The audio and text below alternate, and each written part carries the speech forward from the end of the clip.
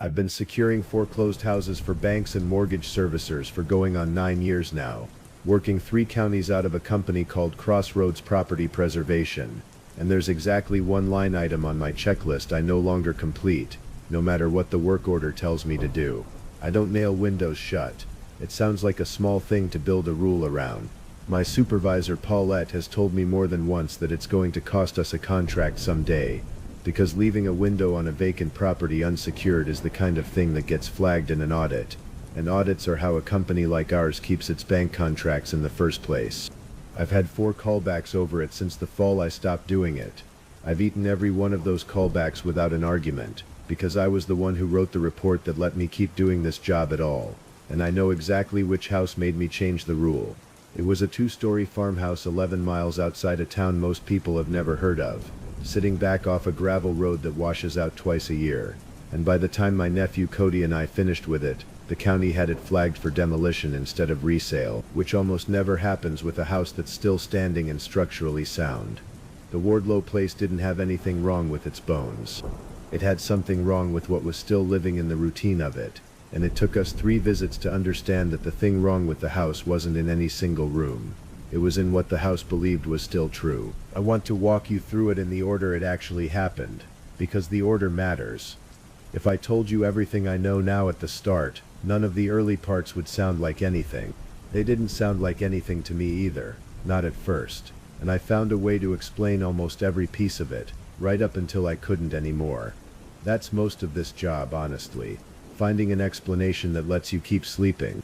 The Wardlow place ran out those explanations faster than any property I've worked before or since. Before I get into who I am and how I ended up standing on that porch with a work order in my hand. If you're the kind of person who likes hearing about ordinary jobs that turn into something else, go ahead and subscribe now, because I've got a fair number of these and I tell them the same way every time, straight, in order, no embellishment. And if you've got somebody in your life who thinks they'd have handled a locked farmhouse better than my nephew and I did, send them this one. I'd be curious whether they still feel that way by the end of it. My name's Dale Kessler. I'm 41. Before this line of work I framed houses for a builder out of Springfield for about 12 years, until my knees told me they were done with ladders and I believed them faster than most guys do. A friend from the framing crew got me into property preservation work, which most people outside the industry have never heard of either, so I'll explain it the way I explain it to anybody who asks. When a bank forecloses on a house, or a mortgage servicer takes possession of one through some other process, somebody has to physically go out and secure that property so it doesn't become a liability sitting there empty. That's us. We change the locks. We winterize the plumbing so pipes don't burst and flood a house nobody's watching. We mow the yard so the county doesn't fine the lender for a nuisance property. We photograph every room, every appliance, every water stain and crack, and we send that photo set back with a condition report that becomes part of the file the bank uses to decide what happens to the house next. Sell it as is, order a full clean-out and repair it for resale, or in rarer cases walk away from it entirely and let the county take it for taxes. Most of what we do is unglamorous and repetitive. You learn a rhythm to it. You learn what a house looks like when a family left in a hurry versus when they left with time to plan. And you learn which kind of vacant house is more likely to have somebody still squatting in it when you show up with your key. You learn the smell of a house that's had its water shut off for 6 weeks versus 6 months. None of that sounds like the start of anything unusual, and for years it wasn't. It was a job. I liked parts of it. I liked that every house told you something true about the people who'd lived there, whether they meant it to or not. I'll admit, looking back now, that there was one earlier job that should have taught me something the Wardlow place only confirmed later. 2 or 3 years before any of this, I secured a small brick ranch house on the other side of the county where an elderly man had died alone, no different from 100 other files, except that on our second visit a kitchen clock that should have stopped the day the power got cut was still keeping accurate time. I remember standing there staring at it, doing the same math I'd do again years later at the Wardlow place, and deciding it had to be battery operated, even though I never actually found a battery compartment on the back of it before we hauled it off with the rest of the trash out. I let that one go without much thought at the time.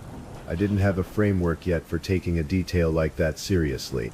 By the time I stood in Edith Wardlow's front parlor looking at a lamp with no meter on the pole, I understood I'd been handed that framework once already, and hadn't picked it up. I should say a little more about the work itself before I get further into the story, because the details matter later and I don't want to have to stop and explain procedure in the middle of the tense parts. Every property we secure gets what the industry calls a condition score, a simple letter grade the bank uses to sort its files at a glance. An A property is move-in ready, needing only cosmetic work before resale. A D or an F usually means structural damage, fire, flood, or long-term neglect severe enough that demolition is on the table before anybody bothers listing it. Most of what I work sits in the B to C range, houses that are fine, just tired, needing paint and carpet and somebody to haul off what got left behind. I want you to hold on to that grading scale, because it comes up again near the end of this, and it's part of why what eventually happened to the Wardlow file struck me as so unusual. My nephew Cody started writing with me about 8 months before the Wardlow job. He's my sister's boy, 24 at the time, taking business classes 2 nights a week at the community college and needing steadier money than his warehouse shift was giving him. I told my sister I'd keep an eye on him, which in this line of work mostly means teaching somebody not to walk into a dark basement without checking the floor joists first, and not to assume a house is empty just because the work order says it is. Cody picked the job up faster than I expected. He had good instincts for reading a room the way we needed to read them, for noticing what was missing as much as what was there. He also had a habit of making jokes in tense moments that used to annoy me, and later, at the Wardlow place, I was grateful for every one of them because they were the only thing that kept either of us talking normally toward the end. He wasn't a nervous kid by nature, which is part of why the Wardlow job affected him the way it eventually did. He'd worked 2 summers on a wildland fire crew before deciding office work wasn't for him and a desk job wasn't either.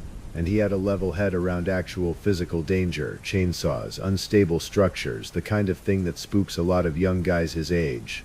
What he wasn't used to was a danger he couldn't get his hands around, and I think that's the real difference between how the two of us processed what happened out there. I've spent my whole working life trusting what my hands and my tape measure tell me.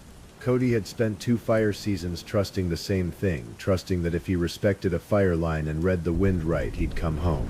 Neither one of us had ever had to figure out how to respect something that didn't follow any physical rule either of us understood, and I think that's a large part of why it cost him more than it cost me, even though I was the one who'd gone looking for it. I should tell you one more thing about myself before I get into the actual job, because it matters later.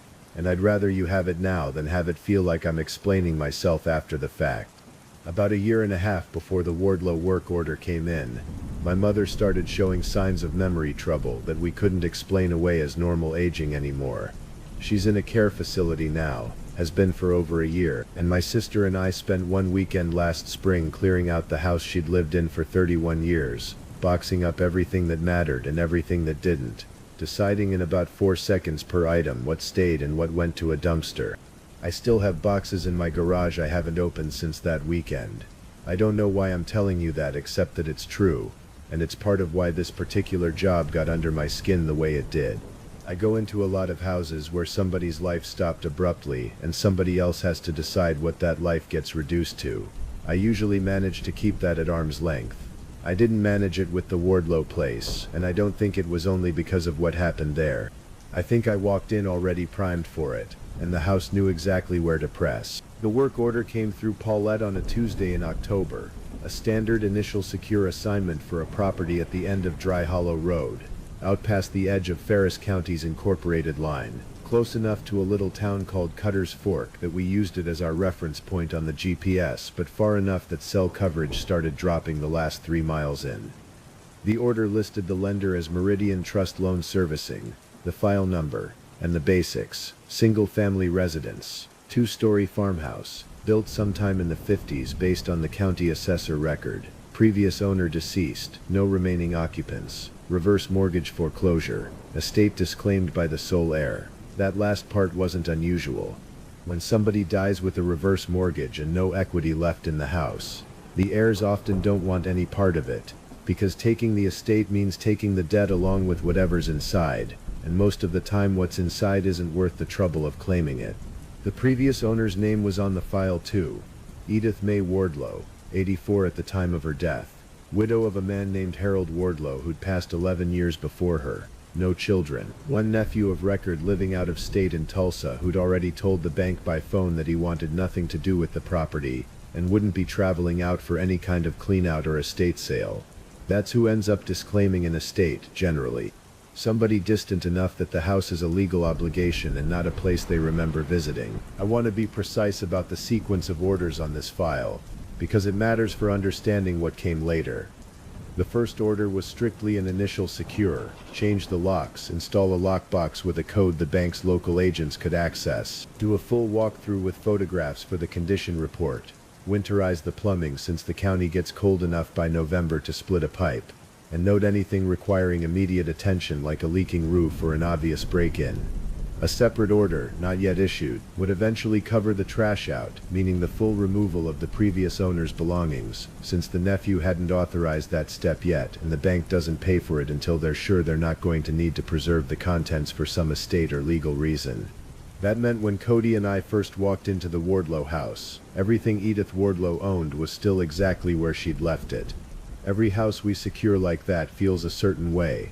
This one felt more like that than most, and I noticed it before I noticed anything actually wrong. We took the county highway out past Cutter's Fork on a clear, cold Thursday morning, turned off onto Dry Hollow Road where the pavement gives out and the gravel starts, and followed it back almost 2 miles through second-growth timber and a couple of open cattle pastures before the road dropped down toward a low-water crossing over a creek the county map calls Sites Branch. On the far side of that crossing the road climbs again, cuts along a ridge, and the Wardlow place sits back off the gravel behind a wire fence and a stand of old cedars, with a long dirt drive running up to a 2-story white farmhouse with a wraparound porch on 2 sides and a detached barn behind it that had seen better decades. It's the kind of house you'd call handsome if you saw it 50 years ago and call a project now. Peeling paint, a sagging porch step, but a good steep roofline and windows that were still square in their frames, which told me the house had been built well even if it hadn't been maintained well lately. There was an older man standing at the end of the drive when we pulled in, leaning on the fence post with a hand resting on a dog's head, watching us the way people watch strangers on a road that doesn't get much traffic. Cody clocked him before I did and made a comment about how we should have brought the paperwork in a binder instead of a folder so it looked more official to the neighbors. I told him that was a good instinct, and I meant it. Rural properties like this one almost always have somebody nearby keeping an unofficial eye on things, and it's worth knowing who that is early, because they can save you a lot of trouble or cause you a lot of trouble depending on how the conversation goes. The man's name was Arlen Voss. He lived in the next place up the road, an old dairy operation he'd mostly let go fallow except for a few beef cattle, and he told us straight off that he'd known Edith Wardlow since they were both younger than either of us standing there. He mentioned, almost as a courtesy, that Edith had quilted for the church auxiliary for close to 50 years, that half the houses on that road had one of her quilts folded away somewhere, and that she and Harold had never had children but had, in his words, more or less raised half the kids on Dry Hollow Road at one point or another through Bible school and canning season and every other small-town institution that requires somebody's kitchen table. He told it plainly, without much sentiment in his voice, the way people talk about someone they've genuinely lost rather than someone they're performing grief over for a stranger's benefit. I remember thinking, standing at that fence line, that whatever else this job turned out to involve, it involved erasing the last physical evidence of a woman a lot of people in that hollow had actually loved, and that this was true of most of the houses I worked whether I let myself think about it or not. He didn't ask to see identification. He didn't ask for the bank's paperwork. He asked, in a tone that wasn't hostile but wasn't friendly either, what exactly we were there to do to the house. I told him the truth, because in my experience that's the only thing that works with a man like Arlen. We were there to change the locks, take some photos, and make sure the pipes wouldn't freeze over the winter. Nobody was there to tear anything out or clean anything up yet. He nodded slowly at that, like he'd been braced for a worse answer, and told us he'd been checking on the place himself since Edith passed, mowing a strip along the road so it wouldn't look abandoned, making sure nobody'd broken a window. I thanked him for that, because unmaintained rural vacants get vandalized or scrapped for copper wiring at a rate that would surprise you, and a watchful neighbor is worth more to a bank than they'll ever know to appreciate. Before we walked up the drive, Arlen said one more thing that I wrote down in my notes that night, mostly because it struck me as sad rather than strange. He said Edith had left the porch light on for going on 11 years, every single night since Harold died, because Harold used to work second shift at a plant over in the county seat and she'd started the habit so he'd have light to see the steps by when he got home late. And she'd just never broken it even after there was nobody left to come home. He said it like he expected us to turn that light off as part of the job, and he wanted us to know it before we did, so it wouldn't feel like we were doing it carelessly. I told him we'd be as respectful of the place as we could be. I meant that too. I didn't think much else about the porch light at the time. I want to be honest about that, because it would be easy for me to tell this story now like I noticed something ominous in it from the start, and I didn't. It sounded like exactly what it was, an old woman's small private ritual, the kind of thing that accumulates in a marriage and outlives the person you built it for. I've got a few of those myself. Most people do. The lockbox code the bank had given us worked on the front door without trouble, which isn't always the case with these older reverse mortgage files, since sometimes the original keys never make it into the system and you end up drilling a deadbolt on the porch in front of God and the neighbors. This one was clean. The door swung open onto a front hall with a coat rack still holding 2 coats, a woman's wool one and, a size too small for a grown man, what must have been Harold's old field jacket, kept 11 years past its owner. The house smelled the way most of these houses smell after a few weeks shut up with no HVAC running. A little close, a little dusty, undertones of whatever the last meal cooked in that kitchen had been, gone stale in the walls. Nothing unusual. Nothing that told me this house would end up different from the 200 or so I'd already secured by that point in my career. We started the walkthrough the way we always do, front to back, ground floor first, photographing each room from 2 angles for the condition report before touching anything. Front parlor with a floral sofa and a console television that still had a doily on top of it. Dining room with a table set for exactly one, a single placemat and a single chair pulled slightly out from the others, like she'd eaten breakfast there the morning she was taken to the hospital and nobody had pushed the chair back in since. Kitchen with a farmhouse sink, a percolator on the stove, a calendar on the wall still turned to the month she died, with small handwritten notes in the boxes. Doctor, church, Arlen fence. Nothing that read as anything but an ordinary life running its ordinary course right up until it stopped. Cody was the one who noticed the lamp. We'd come back through the front parlor to check the window latches before heading upstairs, and he stopped in the doorway and said, kind of offhand, that he thought I'd told him the power was already cut on this one. I told him it should be. The bank's file listed the utility account as terminated the week after Edith's death, standard procedure once a property enters foreclosure processing, and our own work order specifically noted no electric service on site, but the lamp on the side table by that empty reading chair was on. Not bright, not obviously so in the daylight coming through the front windows, but on. The little brass switch turned and the bulb glowing that pale color they glow in daylight when you almost don't notice. I remember exactly what I thought at the time, because it's the kind of thought I've had at a dozen other houses. I thought the utility company's paperwork was behind the actual disconnection, which happens more often than you'd expect in rural co-op territory, where a lineman might not get out to physically pull a meter for a week or 2 after the account shows terminated in the billing system.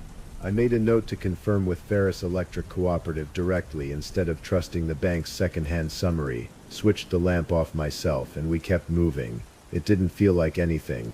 It felt like a paperwork lag, which in this business is about the least interesting explanation available, and also, 9 times out of 10 the correct one. We finished the ground floor, worked our way upstairs through 2 bedrooms and a bath, photographed everything, checked every window latch and painted most of them shut for the winter the way the checklist required back then, before I'd changed my rule about that. Edith's bedroom was the second one, smaller than I expected for a house that size, with a narrow bed neatly made, a housecoat hung on the closet door, a pair of slippers set together at the foot of the bed the way some people leave them, ready to step into first thing. On the dresser sat a framed photograph of a man I took to be Harold, younger than I'd have guessed, standing in front of a tractor with the kind of grin men used to give the camera before it became normal to look bored in photographs. We locked up, reset the new deadbolt, mounted the lockbox on the porch rail, and Cody took a few exterior photos while I made notes for the report. On the drive back out past Arlen's place, I saw him again at the fence, and I told him the lamp had been on, mostly to ask if he'd been inside recently. He said no, hadn't set foot past the porch since the ambulance took her. Said he didn't think it was his place to go inside somebody else's house even to check on it. Said he only ever mowed the strip along the road. I believed him. There wasn't any particular reason not to.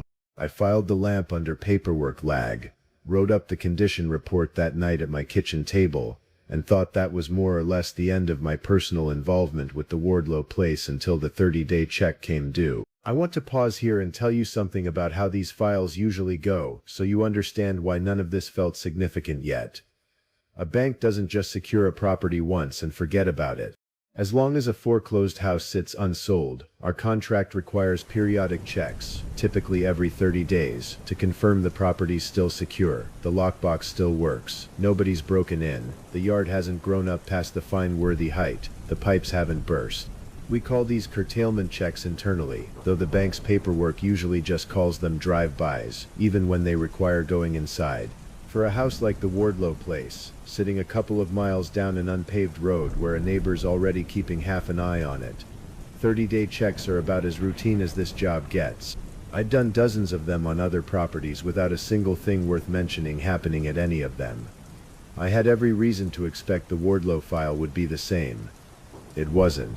31 days after the initial secure, Paulette put the curtailment check on my schedule along with 2 other properties in the same general direction, which is how we usually stack these jobs, grouping them by road so you're not burning half a tank of gas checking one lockbox.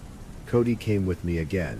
It was colder by then, first week of December, the cedars along Dry Hollow Road dusted with a frost that hadn't burned off yet by the time we crossed the low-water bridge over Sites Branch. Before we even got to the porch, I noticed the mailbox at the end of the drive was gone.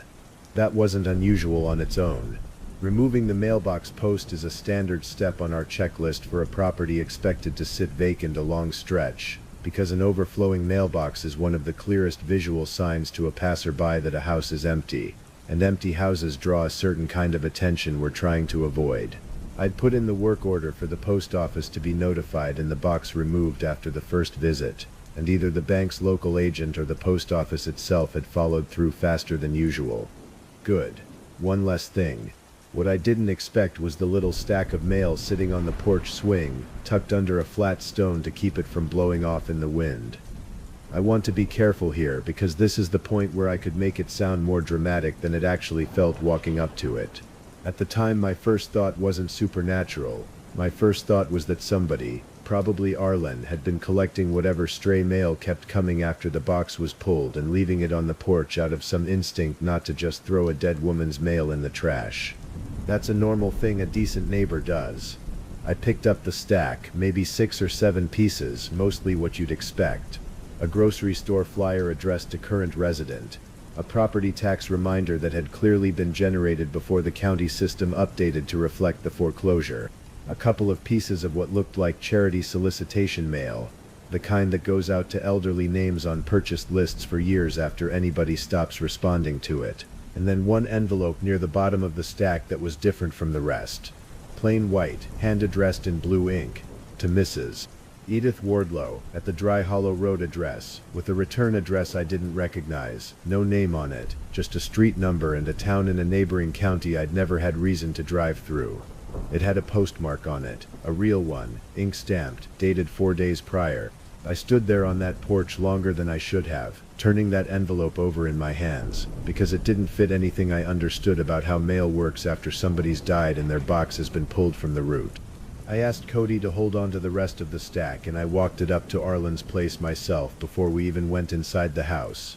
Mostly because I wanted an easy explanation and I figured he was the most likely source of one. He wasn't. He looked at the envelope for a good while, turned it over the same way I had, and told me flat out he hadn't put any mail on that porch, not that stack, not ever, that he made a point of not touching anything on the property beyond the strip of grass he mowed along the fence line. He said if there was mail sitting there, he had no idea where it came from, and something in the way he said it made me believe him, because he didn't seem interested in covering for himself. He seemed genuinely unsettled by it, which for a man who'd struck me as pretty unflappable on the first visit, was its own kind of information. I called the post office in Cutter's Fork later that day. Once I had a signal again heading back toward the highway, and spoke to a clerk who pulled up the address and confirmed for me, without much interest in the question, that delivery to that route stop had been discontinued the same week we'd requested the mailbox removed, over a month prior. No carrier had that address on any route anymore. She checked twice because I asked her to. Same answer both times. Whatever that envelope was, it hadn't come through a mail carrier assigned to that road, at least not according to the post office's own records. I logged it in my notes that night the way I log everything, factually, without editorializing, because that's the habit this job trains into you.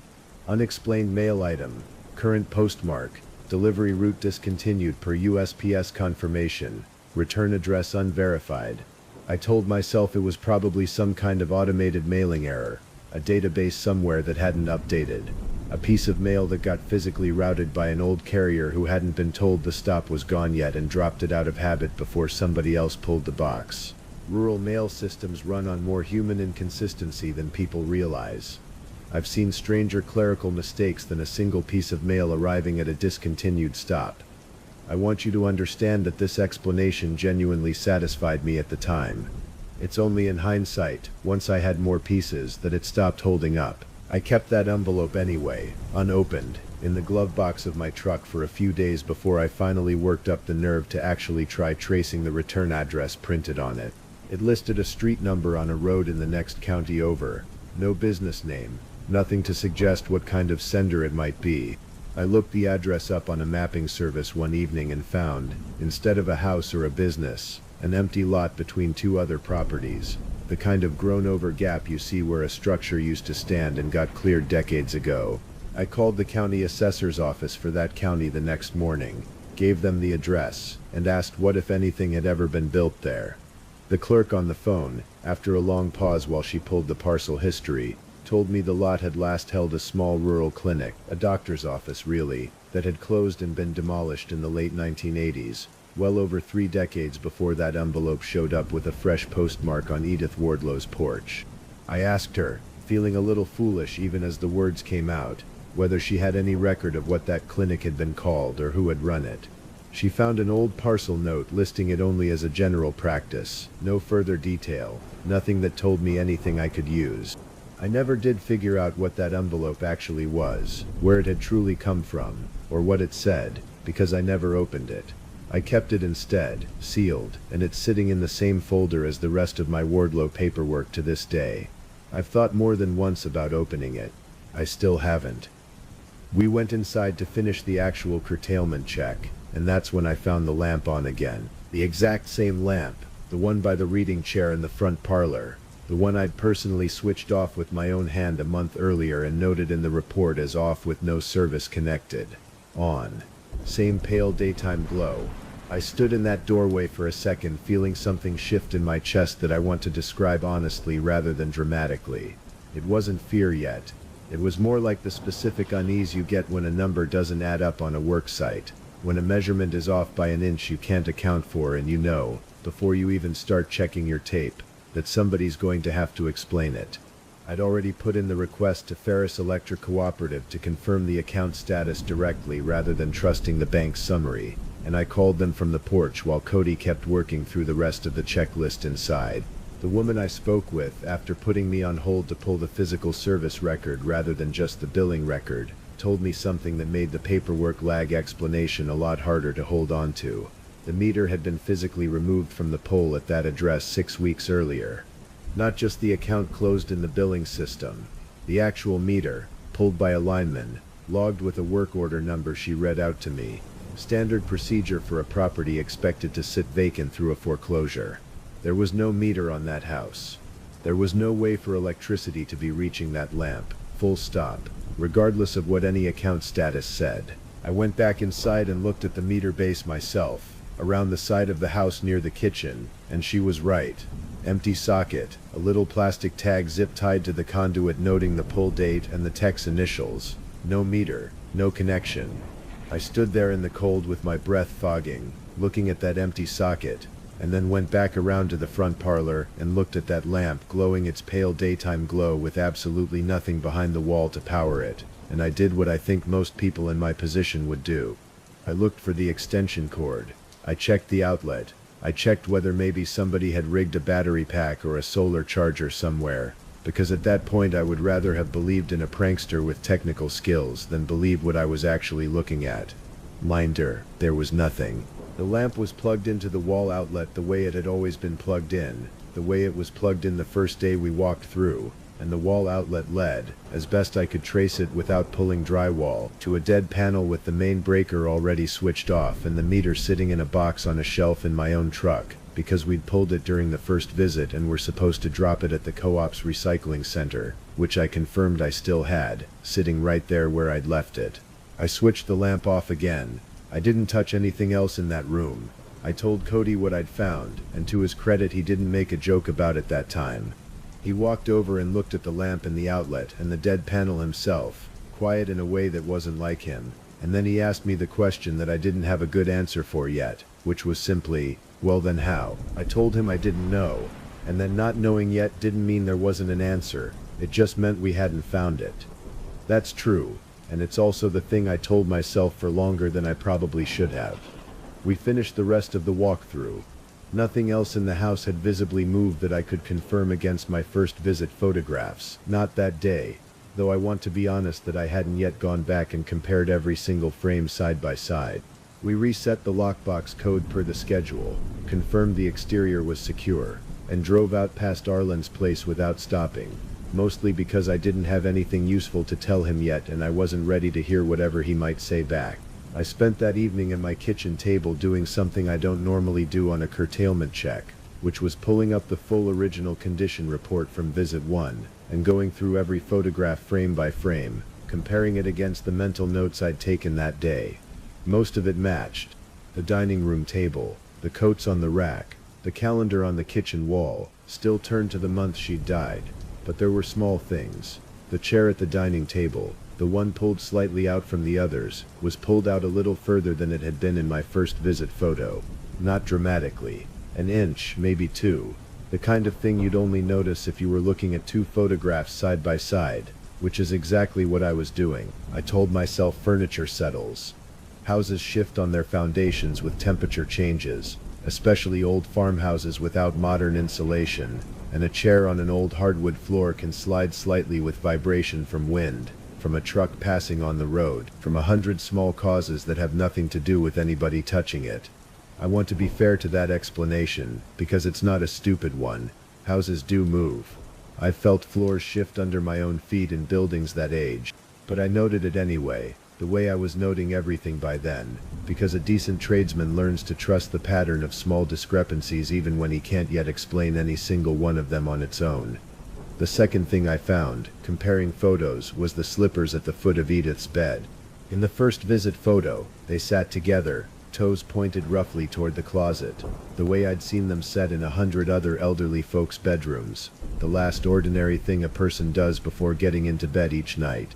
In the second visit photo, taken that same afternoon before I'd found the lamp, before any of this had started registering as more than paperwork oddities, those slippers sat a few inches apart, and they'd been turned. Toes pointed now toward the bedroom door, like somebody had stepped into them and then out of them again, facing the direction a person would face if they were about to walk out of that room. I didn't sleep much that night, if I'm honest, though not because I was frightened yet. I was doing the thing I do with any job that doesn't add up, running the discrepancies over and over, looking for the thread that connects them, because in my experience there's always a thread, even if it's a boring one. A squatter with a key somehow.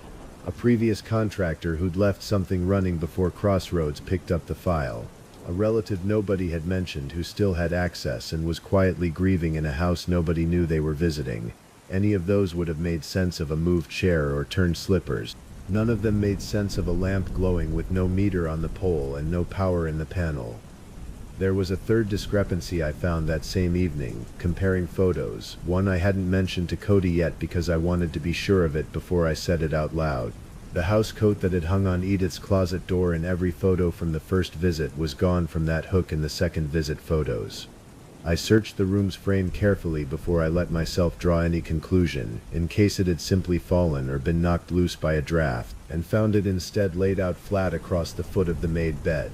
Sleeves smoothed down at the sides, The way a person lays out an outfit the night before an early morning they don't want to fumble through in the dark. It was a small thing on its own, paired with the slippers turned toward the door and the dining chair migrating toward an 11-day-old photograph. It stopped feeling small. It felt like watching somebody, in careful, unhurried stages, get ready to go somewhere. I called Paulette the next morning and asked her, without explaining the full reason, to pull whatever history existed on the Wardlow file from before Crossroads picked it up, curious whether an earlier contractor might have handled an initial visit before ours and left something running or something unfinished that could account for any of it. She found nothing.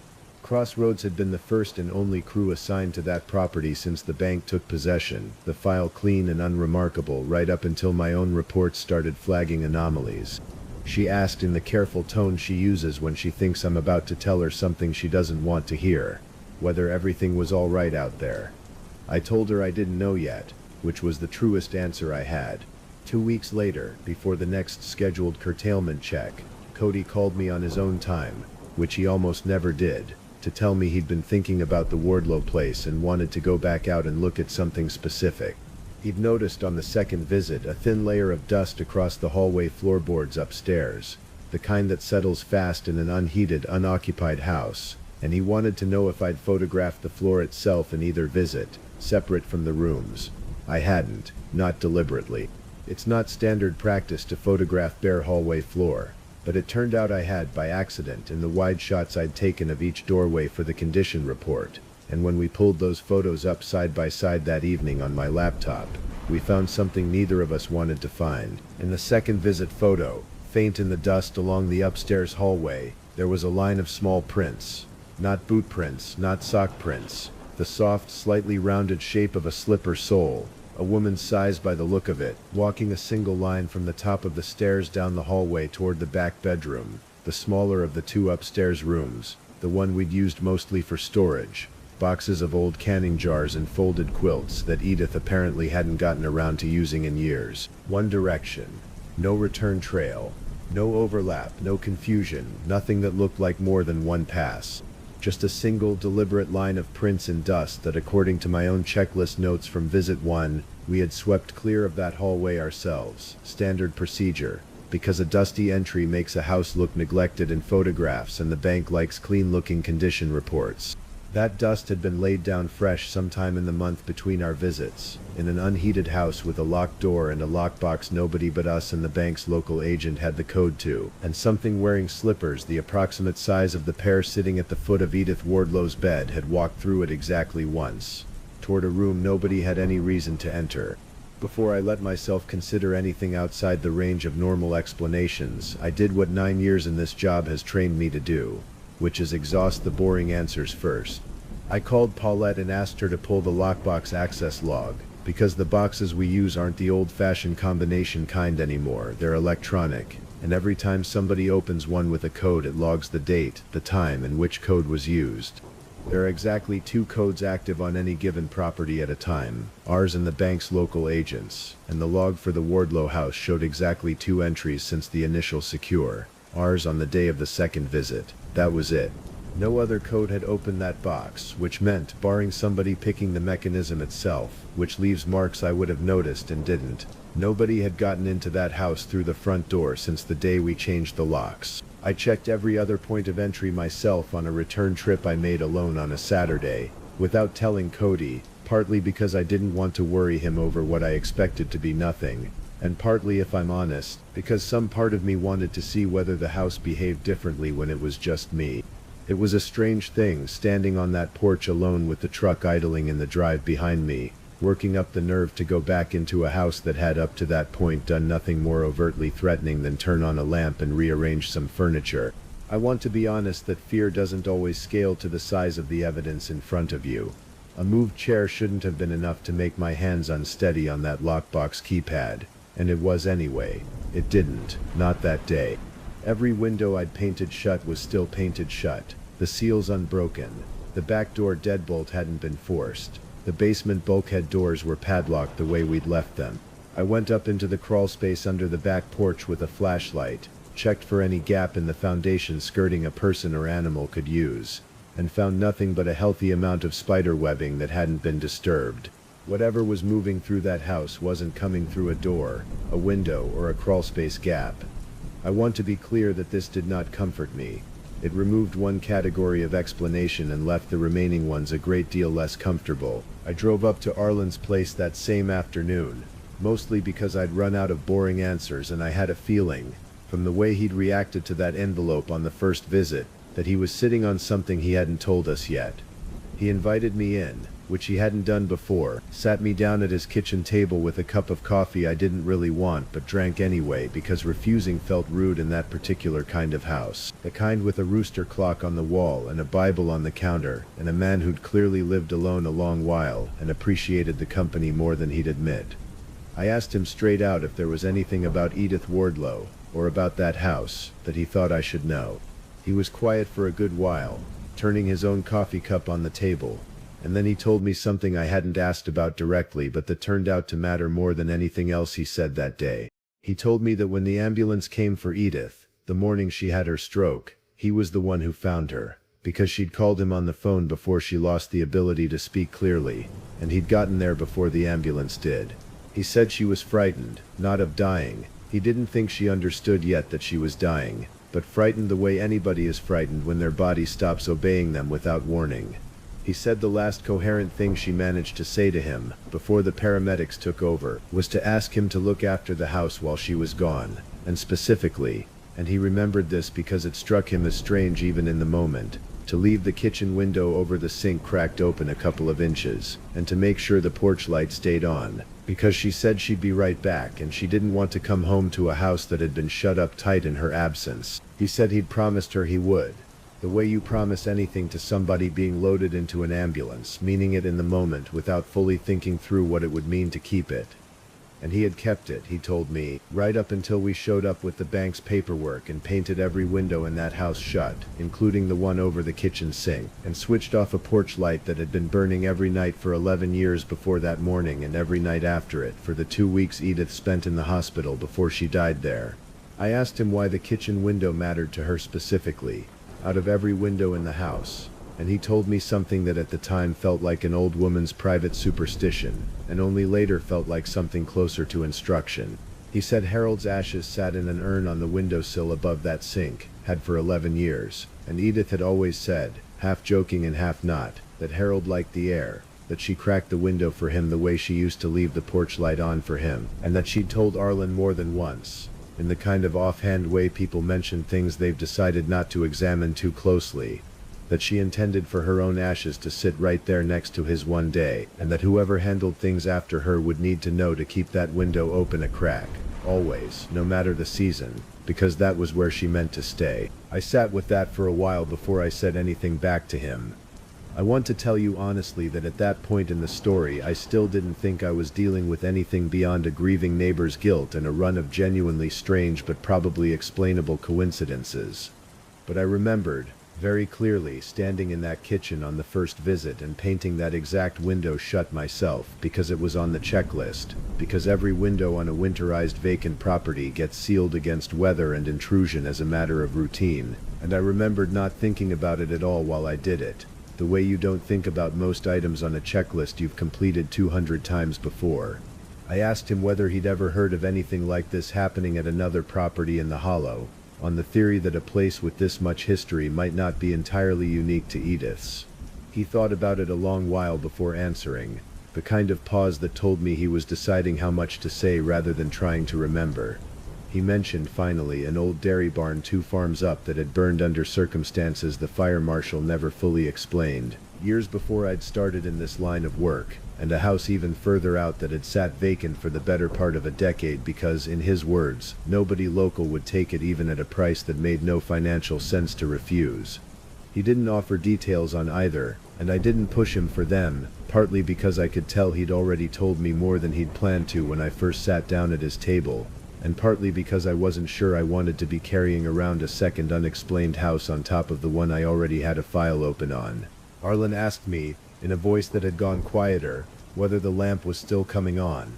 I told him it was. He nodded slowly, like that confirmed something he'd already half decided, and told me he didn't go inside that house anymore, hadn't since the day the ambulance left, and that he intended to keep it that way, and that if I had any sense I'd think hard about what I was willing to do to a house that a woman had asked, with maybe her last clear words, to be kept a certain way for her. I drove home that evening turning that conversation over more than I wanted to admit. I still had a job to do. The bank doesn't care about an old woman's dying wish regarding a kitchen window. The bank cares about a winterized, insured, secured asset that won't cost them money in burst pipes or liability claims before it sells. I had a contract to fulfill and a nephew whose paycheck depended partly on me fulfilling it competently. But I started noticing, over the next several days at my kitchen table going back through the file, a pattern I hadn't let myself see clearly until I had Arlen's story to hang it on. The estate paperwork the bank had forwarded included, buried in a stack of documents nobody had specifically told me to review closely, an older set of photographs, taken about 2 years earlier for a homeowner's insurance policy renewal, the kind where an agent walks through and photographs the contents for coverage valuation. I pulled that photo set up next to my own condition report photos from Visit 1 and Visit 2, room by room, and what I found stopped me flat. My Visit 1 photos, taken the week after Edith's death, showed a house that was close to but not identical to the insurance photo set from 2 years prior. Small differences you'd expect from 2 years of an elderly woman living alone. A stack of mail on the counter that hadn't been there before. A different set of dishes in the drying rack. A throw blanket moved from one chair to another. Ordinary drift, the kind any lived-in house accumulates. My Visit 2 photos, taken 1 month later, had drifted again, but not randomly. They drifted toward the insurance photos. The dining chair that had moved an inch further out in Visit 2 matched, almost exactly, its position in the 2-year-old insurance photograph. The dish rack, which I hadn't specifically photographed but Cody had caught in the background of a kitchen wide shot, held a set of plates in an arrangement closer to the older photo than to my own Visit 1 shot. It wasn't decaying toward disorder, the way an empty house usually does. Dust piling, cobwebs spreading, small entropy compounding. It was reorganizing itself toward a specific earlier configuration, and the more I dug through both photo sets side by side, the clearer it became that the configuration it was moving toward wasn't the day of Edith's death, and it wasn't 2 years ago either. I found the actual date on that insurance photo set eventually, printed small in the corner of the agent's cover sheet, and cross-referenced it against the hospital records the bank's estate file included, the transport report from the morning Arlen found her. The insurance photos had been taken 11 days before that morning. Not 2 years, though the policy renewal cycle made it look that way at a glance. The photographer had come out for an unrelated water damage claim on the barn roof, and photographed the whole property while he was there, including the house, less than 2 weeks before Edith Wardlow left it in an ambulance and never came back. I remember sitting at my kitchen table with those 2 photo sets open side by side, the Visit 2 condition report and the insurance photos from 11 days before her stroke, feeling something settle into place that I hadn't wanted to name yet. This house wasn't drifting randomly, and it wasn't decaying the way every other vacant property I'd worked eventually decayed. It was resetting itself, piece by piece, visit by visit, toward the exact way it had looked the last time Edith Wardlow was a healthy woman living an ordinary life inside it, the last morning before everything changed. I could explain a chair moving an inch. I could, with real effort, explain a lamp with no power source if I allowed myself some theory about residual current or a fault I hadn't found yet. What I couldn't explain, not with any theory that let me keep sleeping easily, was why every single unexplained change in that house pointed toward the same specific moment in time, converging on it a little further with every visit we made. That was the point where I stopped thinking of the Wardlow place as a house with a wiring problem and a busybody neighbor, and started thinking of it as a house that was waiting for something, and organizing itself in preparation for whatever that something was. Before I let myself accept the pattern lock theory as anything more than an educated guess, I did one more thing I haven't mentioned yet, because it's the piece of this story I'm least comfortable telling. Not because it's frightening exactly, but because it's the part where I decided on my own, without authorization from the bank or a word to Paulette, to treat a client's property like a personal investigation rather than a straightforward job. On a Tuesday between the second and third scheduled visits, I drove out to the Wardlow place alone with a battery-powered trail camera I'd bought years earlier for deer season and never gotten much use out of. and I mounted it on a bookshelf in the front parlor, angled to catch the reading chair, the lamp, and most of the room in one frame, set to trigger on motion with a fresh set of batteries I'd tested myself that morning, and a memory card with more storage than I figured I'd ever need for a 2-week window. I told myself I was gathering evidence, and in a sense I was, but I think the honest reason was that I needed something outside my own perception to confirm or deny what I'd started to believe. Some kind of proof that didn't depend entirely on Cody and me trusting our own memories against each other. I checked the lockbox log on my way out that day and confirmed again that no other code had accessed the property since our last visit. I locked the door behind me, drove out past Arlen's place without stopping, and made myself wait the full 2 weeks rather than driving back out early and risking whatever I might find changing its behavior because it knew it was being watched, which I recognize now was an odd thing to worry about regarding a house, and worried about anyway. When I finally retrieved that camera on the morning before our scheduled third visit, the batteries were dead, completely drained, even though the model was rated for months of standby life on a fresh set, and I'd personally tested them with a multimeter before I ever installed them. The memory card had recorded a little over 900 still frames over what the camera's internal clock claimed was only the first 4 days of the 2-week window, which meant either the clock had failed or the camera had been triggering on motion almost constantly during that stretch, far more than any settling house or passing headlight glow through a window should have caused. I sat in my truck in that driveway and went through those frames one at a time before I ever set foot back inside. The first several dozen showed nothing unusual: an empty room and low light, timestamps a few minutes apart, consistent with the camera occasionally misfiring on nothing more than its own sensor drift, which trail cameras do more often than hunters like to admit. Then, a little over halfway through the sequence, the frames started showing the lamp on, glowing that same pale color in shot after shot, no gradual transition, just off in one frame and on in the very next one taken 90 seconds later. I kept going. Somewhere past frame 600, the reading chair, empty in every previous image, showed a depression in the cushion, the unmistakable impression of somebody having sat in it, though no frame before or after captured anyone entering or leaving that seat. And in the last several dozen frames the camera managed to record before its batteries finally gave out completely. The chair's depression was gone, the cushion smooth again, but the lamp had been joined in the frame by something I still don't have a clean way of describing: a soft, uneven blur low near the floor beside the chair, present in 11 consecutive frames and then simply absent from the 12th, with no frame in between showing any clear transition from one state to the other. I didn't show those images to Cody until we were back at my kitchen table that night, both of us hunched over my laptop screen scrolling through them slowly. He asked me more than once whether I thought the blur near the floor could be a lens flare or a bug on the sensor, and I told him I'd wondered the same thing and hadn't been able to rule it out entirely, which was true, and which is also the closest thing to comfort either explanation could offer at that point. I want to be honest that I've gone back and looked at those frames many times since, and I still can't tell you with certainty what that low blur was. I can tell you it was roughly the size and shape of somebody kneeling. I didn't share the full weight of what I'd started to believe with Cody right away, even after showing him the camera frames. I told him the parts that were useful for the job, that we needed to be more careful, more observant, that I wanted him photographing bare floor and door thresholds every visit from then on, not just the rooms themselves.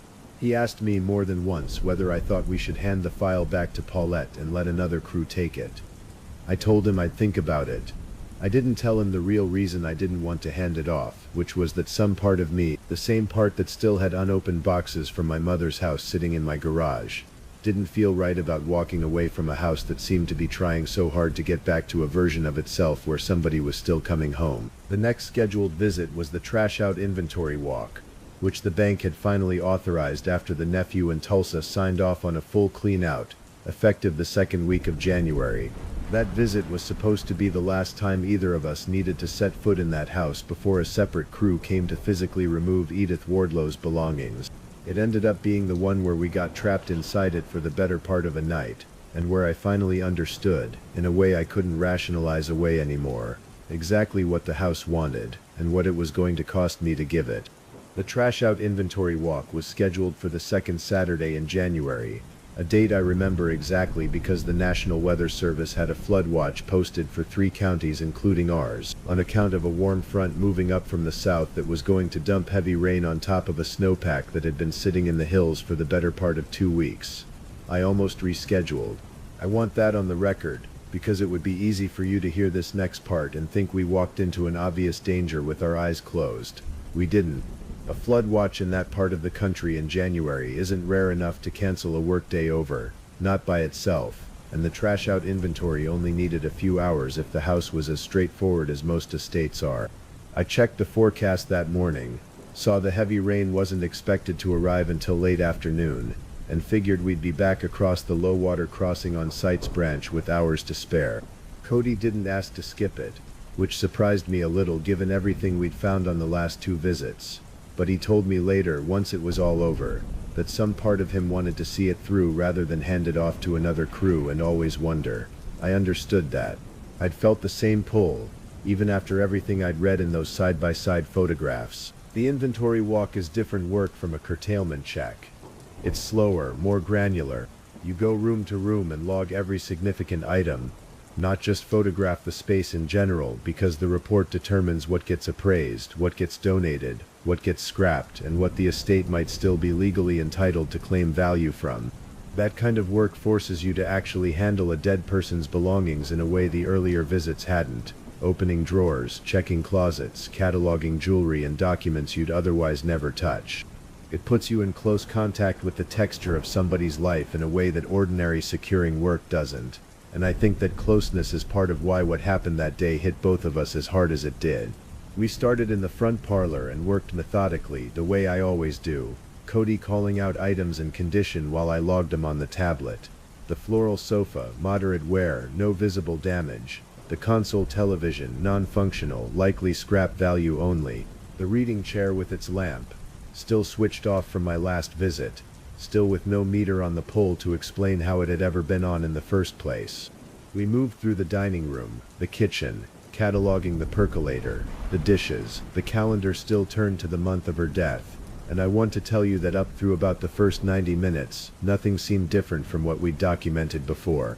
The chair Cody had noticed migrating in earlier visits sat exactly where the insurance photos showed it. It had finished its drift. That should have told me something on its own, that whatever process was moving through that house had reached a completed state in the rooms downstairs. But at the time I registered it more as relief than warning. One less thing shifting under us. It was the back upstairs bedroom, the one we'd used mentally as a storage room, where the real trouble started that day. On our first 2 visits, that room had held exactly what you'd expect.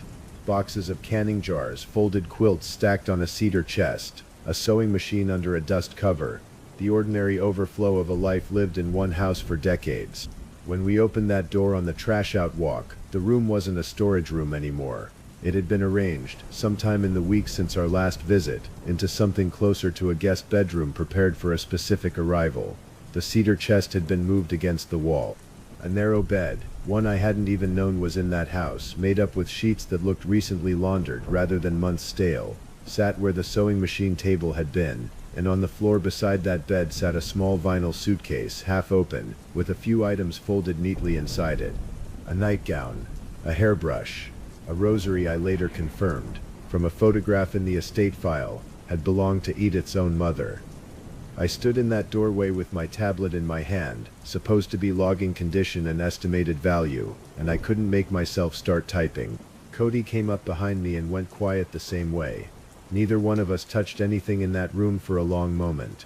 I want to describe exactly what that suitcase looked like, because I've thought about it more than almost anything else from that day. It wasn't packed the way a person packs for a trip. It was packed the way somebody packs when they expect to be gone only briefly and plan to come straight back to the rest of their life waiting exactly as they left it. A single nightgown, not several. A hairbrush, not a full toiletry kit.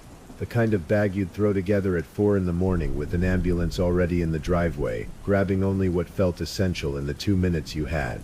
Cody knelt down by that suitcase, careful not to touch it, and pointed out something I hadn't clocked yet myself, which was a folded piece of fabric tucked along one side of it, half hidden under the nightgown. It was Harold's field jacket, The same one that had hung on the coat rack in the front hall since our very first visit.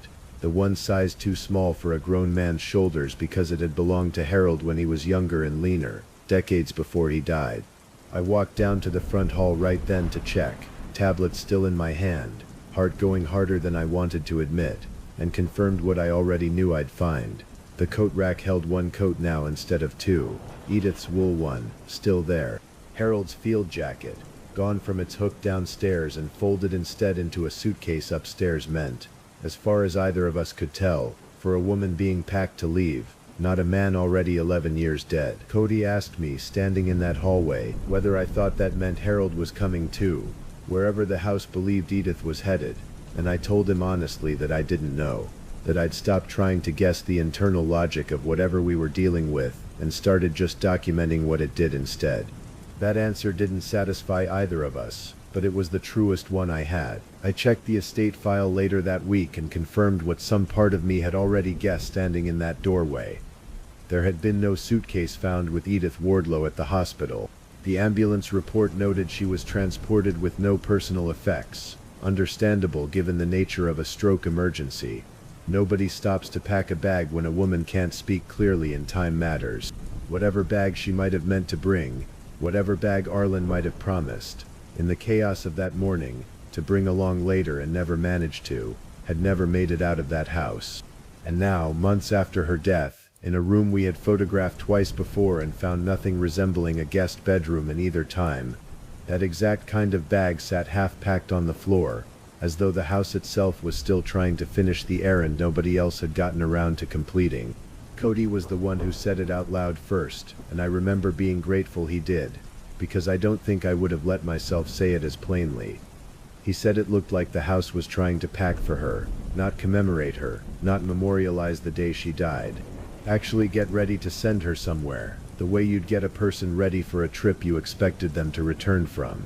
I made myself finish logging that room, because the job doesn't stop being the job just because it stopped making sense, and because I think some part of me needed the routine of the checklist to keep functioning at all in that moment. We photographed everything, cataloged the suitcase and its contents as a single line item, and moved on to the last room, meaning to finish the walk and get out well ahead of the rain the forecast had promised for late afternoon. We didn't make it out ahead of the rain. It came in faster and heavier than the forecast had called for, the kind of front that outruns its own prediction, and by the time we'd finished the last room and started carrying our equipment back down to the truck, the sky had gone the particular greenish gray that anybody who's grown up in that part of the country learns to take seriously. I checked my phone, caught one bar of signal on the porch, long enough to see a flash flood warning had replaced the watch, specifically naming Sites Branch and half a dozen other low-water crossings in the county as likely to become impassable within the hour. We made a decision I still think was the right one given what we knew at the time, which was to wait it out rather than try to beat the water across a crossing that flash floods hard and fast in that kind of terrain, filling a dry creek bed to several feet of moving water in under 30 minutes when the hills funnel enough runoff into it at once. People die every year in that county trying to cross flooded low-water bridges in vehicles that get swept sideways before the driver even understands what's happening. I've known 2 people, distantly, who didn't make it out of a crossing like that. I wasn't going to risk it for the sake of beating a delay by an hour or two, not with Cody in the truck with me. So we sat in the cab in the driveway for a while, watching the rain come down harder, listening to the weather radio cycle through the same warning language on repeat, and I told Cody we'd give it until dark and reassess, that the creek usually dropped back to passable within a few hours of the rain letting up, and that worst case we'd wait it out until morning rather than risk the crossing in the dark on top of everything else. He didn't love that plan, but he didn't argue with it either, because he'd grown up in that county same as I had, and he knew the math on it as well as I did. What neither of us loved was the idea of waiting it out inside that particular house. But the temperature was dropping along with the rain. The cab of the truck doesn't hold heat well once the engine's off, and I made the call that we'd be better off, practically speaking, sheltering inside a structurally sound farmhouse than freezing in a truck cab all night, especially once it got fully dark and we could no longer see well enough to keep working outside anyway. I told myself and told Cody that we'd treat it like any other job. finish the last of the paperwork by flashlight, stay together, stay alert, and get out the moment that water dropped enough to cross. I want to be honest that some part of me also wanted to see what the house would do with both of us inside it after dark, uninterrupted, for longer than we'd ever stayed before. I'm not proud of that curiosity looking back. I think it's the same instinct that makes a person keep pressing on a bruise to see how much it hurts. And I think it cost us more that night than it should have. We went back inside a little before 6, full dark by then with the rain still coming steady, and I did one more thing before we settled in that I want to describe carefully, because it matters for what happened later. Standing in the kitchen, working by flashlight since there was obviously no power to rely on, I looked at that window over the sink, the one Arlen had told me Edith wanted left cracked, the one I'd personally painted shut during the initial secure visit. It was still shut, paint seal unbroken, same as every other window in that house. Whatever was moving through those rooms, whatever had packed that suitcase and turned those slippers and pulled that dining chair inch by inch back toward an 11-day-old photograph, it hadn't managed to open a painted window from the inside, or hadn't tried. I remember finding that oddly reassuring at the time, the idea that there were still limits, still things the house apparently couldn't do. I was wrong about how much comfort to take from that, but I didn't know it yet. We set up in the front parlor with our flashlights and the last of the paperwork, and for close to an hour nothing happened beyond the ordinary sounds of an old farmhouse taking on a heavy rain, water running off the roofline, wind working at a loose piece of gutter somewhere, the house settling the way old houses settle. Cody made a couple of jokes about our life choices that I was grateful for, because they were the only thing in the room that felt normal. At one point, working through the last of the inventory sheets by flashlight, I caught myself looking at that reading chair by the dead lamp and thinking about my mother, about the recliner she'd sat in every evening for as long as I could remember, the one my sister and I had to decide whether to keep or donate during that one long weekend clearing out her house. I hadn't told Cody much about that weekend, only the bare fact of it, and I found myself telling him more of it that night, sitting in a dead woman's parlor waiting out a flood, than I'd told almost anybody. He listened without saying much, which is its own kind of kindness from a 24-year-old, and for a while the house felt less like a house full of unanswered questions and more like just a quiet room where two people were talking honestly to pass the time. I mention that because I think it's part of why what came next hit me as hard as it did. We'd let our guard down exactly the amount a house like that seems to wait for. Then the phone rang. Not a cell phone. The house phone, an old wall-mounted unit in the kitchen I'd noted on the first visit and assumed, along with everything else, to be disconnected along with the electric. I hadn't thought about it since. Landlines get bundled with all kinds of legacy billing arrangements out in the county, and it turned out later, when I finally chased down the actual paperwork, that the phone line ran through a different, older account entirely. One the bank's foreclosure processing hadn't caught because it predated the current billing system by a couple of decades and had simply kept auto-renewing on a minimal legacy plan nobody had thought to check. That's the boring explanation for why a phone line could still technically carry a signal into that house. It is not an explanation for what came through it. Cody and I both heard it ring, twice, the old mechanical double jangle those wall units make, and we looked at each other for a second before either of us moved. I picked it up, mostly because standing in a house that had spent 3 visits demonstrating it could turn on lamps with no power source, I figured a live phone call was, relatively speaking, the least strange thing that could happen next. There was no dial tone when I picked it up. There was a recording, or what I understood at the time to be a recording, playing partway through, like I'd picked up in the middle of it rather than at the start. A woman's voice, older, breathless in a way that didn't sound like acting, saying something to somebody I couldn't hear on the other end, asking them to please hurry, saying she couldn't feel her left hand right, saying she needed somebody to look after the house while she was gone, needed the window kept open and the porch light on, saying she'd be right back. She just needed somebody to promise her she'd be right back. I recognized the shape of that call before I let myself fully understand what I was hearing. It was close enough to what Arlen had described to me at his kitchen table, the morning Edith called him before the ambulance came, that I don't think it can have been anything other than some version of that exact conversation, or as much of it as had ever existed to be recorded, playing back through a line that had no earthly business carrying any signal at all into a kitchen with no active service and no caller waiting on the other end. I set the receiver back down without saying anything into it.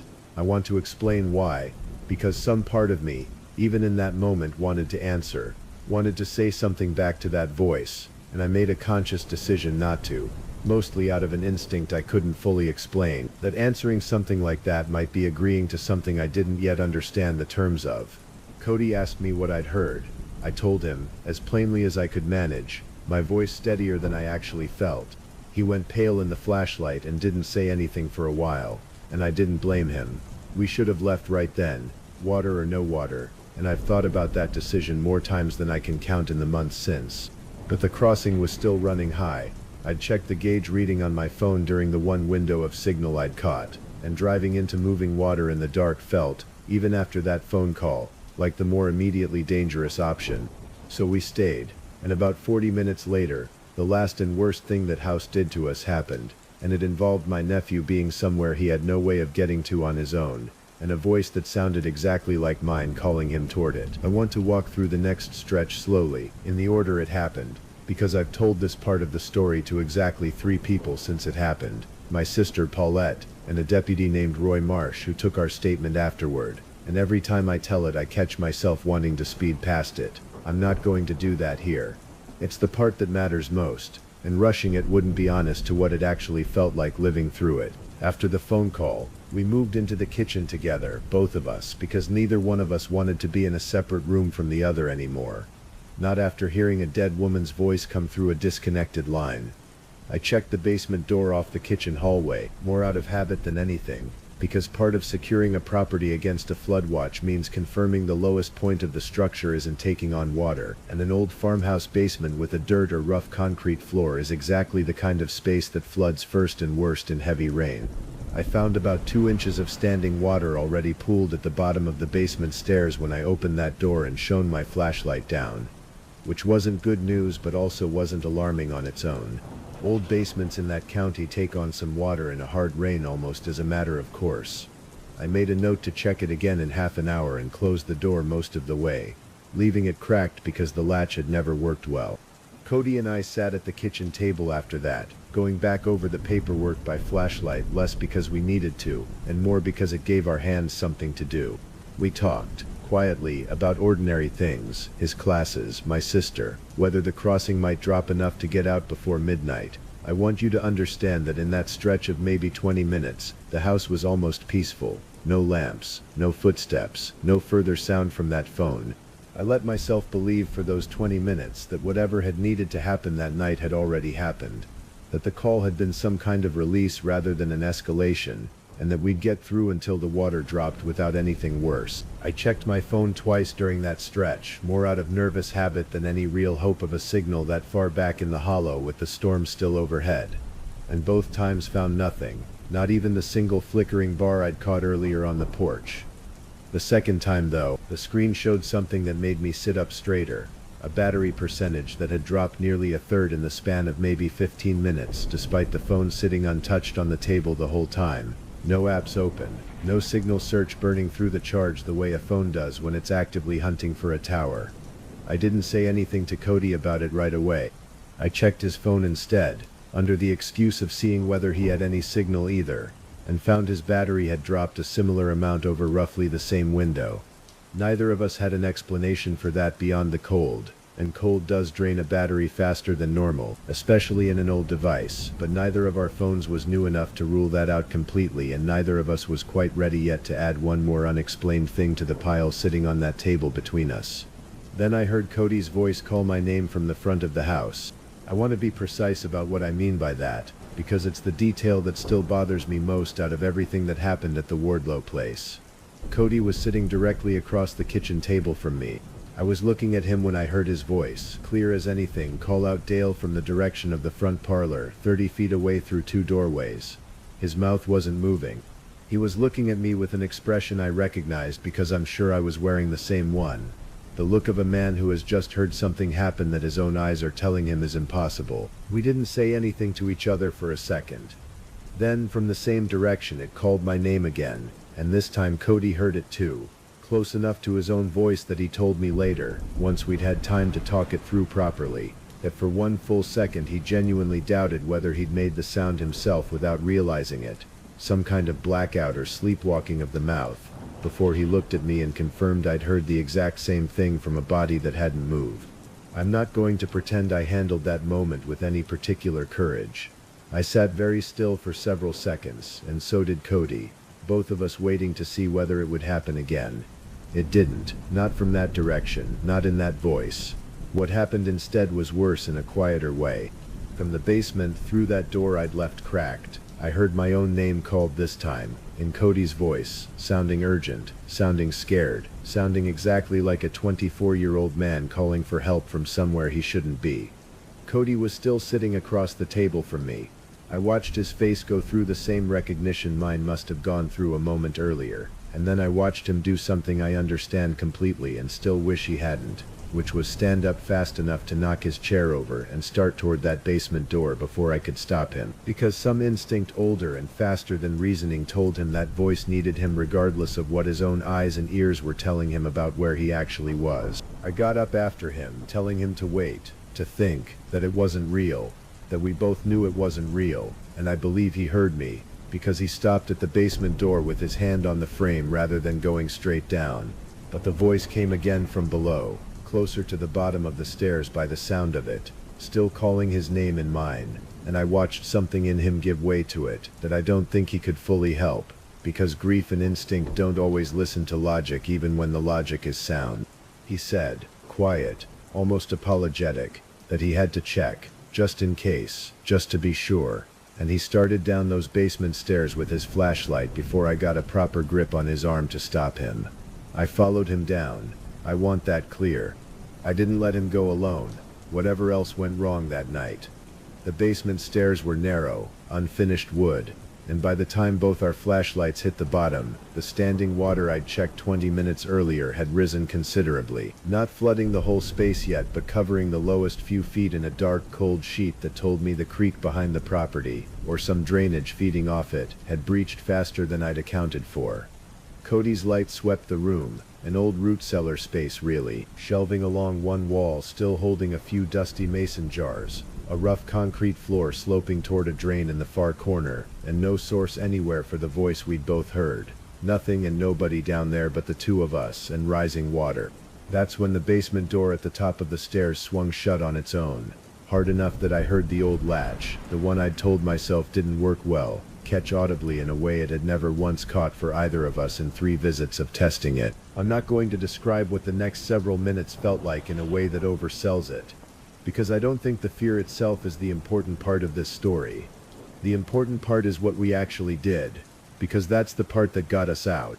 I went up those stairs first and worked that latch by feel and by flashlight, and it took real effort, more than a stuck latch should have taken, before it finally gave and the door swung open again. In the time that took, maybe 90 seconds, maybe 2 minutes, the water in that basement rose enough to reach the bottom 2 stairs, and Cody, who'd stayed below trying to find any other way out in case the door didn't give, told me afterward that he'd felt, more than heard, something moving in the water near his ankles that wasn't the current from wherever it was rising from. Something that touched past his leg once and then didn't again, and that he still to this day doesn't want to guess what that was. I want to describe the climb back up those stairs honestly, because it's the part I still dream about more than any other single moment from that night. The water had reached the point where each step up meant leaving a colder, darker version of the room behind, and I remember counting the stairs under my breath without meaning to, the way you count something when you need your mind occupied by anything other than what it wants to think about instead. Cody was ahead of me by then, and I had one hand on his shoulder the whole way up, not out of any real plan, just because I needed to be touching something solid and warm in a room that had for those 90 seconds stopped feeling like it belonged to the physical world I understood. When the latch finally gave under my other hand and the door swung open into the kitchen, the ordinary flashlight-lit ordinariness of that room, the percolator still sitting on the stove, the calendar still turned to a month 2 seasons gone, felt for a second like the most beautiful thing I had ever seen in my life. We got up and out of that basement together, both soaked to the knee, both breathing harder than the short flight of stairs should have accounted for, and I pulled that basement door shut behind us and did something I hadn't planned to do. which was drag a kitchen chair over and wedge it under the handle. An old trick, not one I'd ever have thought I'd need in a property preservation job. I don't fully know what I thought that would accomplish against whatever we were dealing with. I think honestly it was less about the physics of the latch and more about needing to do something with my hands that felt like taking control of a situation that had stopped making any sense. We stood in that kitchen afterward, both of us dripping onto Edith Wardlow's floor, and I remember Cody saying, in a voice that was trying hard to sound steadier than it was, that he didn't want to spend the rest of the night in that house no matter what the creek was doing. I told him I agreed, and that we'd go check the crossing right then, on foot if we had to, rather than stay another hour inside those walls. But before we moved toward the front door, I found myself, almost without deciding to, walking instead toward the kitchen window over the sink. I want to explain why, because it wasn't a plan I'd worked out in advance. It was closer to a realization arriving all at once, the way the pattern lock moment with the photographs had arrived weeks earlier, except this one came with a feeling attached to it rather than just an observation. Everything that house had done, from the very first lamp switching on, had been aimed at one specific goal, and I understood it standing in that kitchen with water in my boots and my nephew's voice still echoing wrong in my ears. It wasn't trying to hurt us. I don't believe that then or now, even accounting for what happened in the basement, which I think was closer to panic and urgency than malice. The house doing whatever it could to keep two living people inside it a little longer because it had been alone with only itself for 2 months and had, in whatever way a house like that can want something, wanted company as badly as it wanted Edith home. What it actually wanted, the whole shape of everything we'd found across 3 visits, was for somebody to finish what Edith herself had asked to be finished the morning she left, and what none of us, not Arlen, not the bank, not 2 property preservation contractors following a standard winterization checklist, had actually done. I found the paint scraper in my tool bag, still sitting by the front door where I'd left it, and I went back to that kitchen window and worked the blade along the seam I'd sealed myself 2 months earlier, breaking that paint bond one careful pass at a time while Cody stood behind me asking, more than once, what exactly I thought I was doing and whether now was really the time. I told him I thought I finally understood what the house had been asking for since the very first visit, and that I intended to give it, because I didn't think we were getting out of that night cleanly until somebody did. I got that window loose and cracked it open 2, maybe 3 inches, the cold wet air coming through it smelling like rain and creek water and cedar, and I reached over and found the porch light switch by the back door. The one on the same dead circuit as every other fixture in that house. No power reaching it any more than power had ever explained the lamp in the front parlor, and I flipped it on anyway. Nothing about the room lit up. There was no dramatic glow, no sudden warmth. I want to be honest about that, because it would be easy to tell this story as though some visible transformation happened the moment I did those 2 things, and that isn't what I experienced. What I experienced was quieter and in its own way harder to describe convincingly, which is that the air in that kitchen changed. I don't have a better word for it than that. The pressure of the room, the particular tightness that had been building since we first heard the phone ring, eased, the way a headache eases when you finally take something for it. Not instantly gone, but clearly, measurably better than it had been a moment before. I said something out loud, standing at that sink with the window cracked and the dead porch light switched on, that I haven't repeated to many people since, because it feels private in a way the rest of this doesn't. I said her name, and I told her that whoever she'd been waiting to come back for her, they weren't going to make it, that I was sorry, and that she didn't need to keep the bag packed anymore because nobody was coming to carry it for her. But that didn't mean she had to keep waiting by the door either. I don't know if that was the right thing to say. I don't know if it mattered what I said at all, or whether it was the physical act of unsealing that window and switching that light back on that mattered. Fulfilling, 9 weeks late, a promise a frightened neighbor had made to a dying woman and a foreclosure checklist had accidentally broken. I only know that within a few minutes of doing it, Cody and I both noticed the rain outside had eased from a hard, steady downpour to something closer to a drizzle, faster than the forecast had predicted it would. And when I checked the gauge reading on my phone during a brief window of signal on the porch a short while later, the creek level at Sight's branch had already begun to drop. We didn't stay to watch the rest of it. We got our gear together, checked that every door was locked and every window we hadn't just opened remained secure, left the kitchen window cracked exactly as I'd left it, and drove out around 1 in the morning once the crossing had dropped low enough to risk it carefully, headlights catching the water still moving fast but shallow enough across the gravel that I felt reasonably confident of it. Neither of us said much on the drive back into Cutter's Fork. I think we were both too tired, and too aware that whatever we'd try to say wouldn't sound like anything sensible outside the walls of that house, even to each other. We stopped at the only place still open at that hour, a gas station with a coffee machine that had seen better decades, and stood in the fluorescent light of that little store for a long while, longer than either of us needed to buy anything, just letting our eyes adjust to a kind of light that had nothing uncertain about it.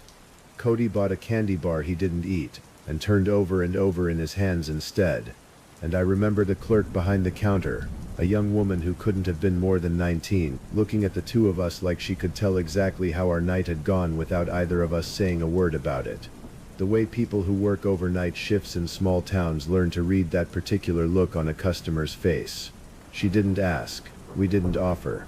I bought coffee I didn't finish, and we sat in the truck in that parking lot for the better part of an hour before either of us felt steady enough to drive the rest of the way home, watching the sky behind Cutter's Fork go from black to the flat gray that comes an hour or so before real sunrise. Neither of us saying much of anything.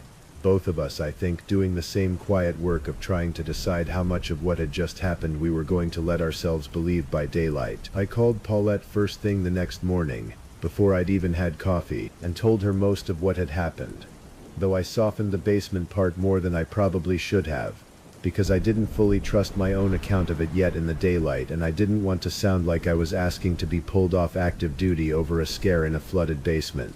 She listened without interrupting, which isn't like her, and when I got to the part about the kitchen window and the porch light, about deliberately undoing 2 items on a completed winterization checklist, she went quiet in a way that told me she was doing the math on what that would mean for the file before she said anything else. She asked me, carefully, whether I understood that an unsecured window on a vacant property was a liability the company couldn't easily explain to the bank if anything happened to that house before the trash-out crew came through.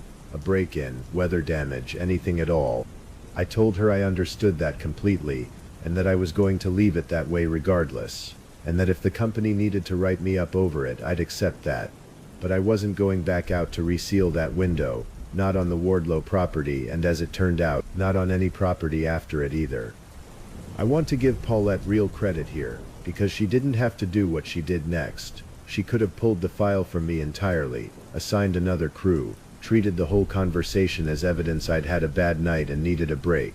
Instead, she asked me to write up everything, in full, exactly as I remembered it, not for the bank's condition report but for our own internal file, the kind of documentation that normally only exists for liability purposes when something's gone wrong on a job site.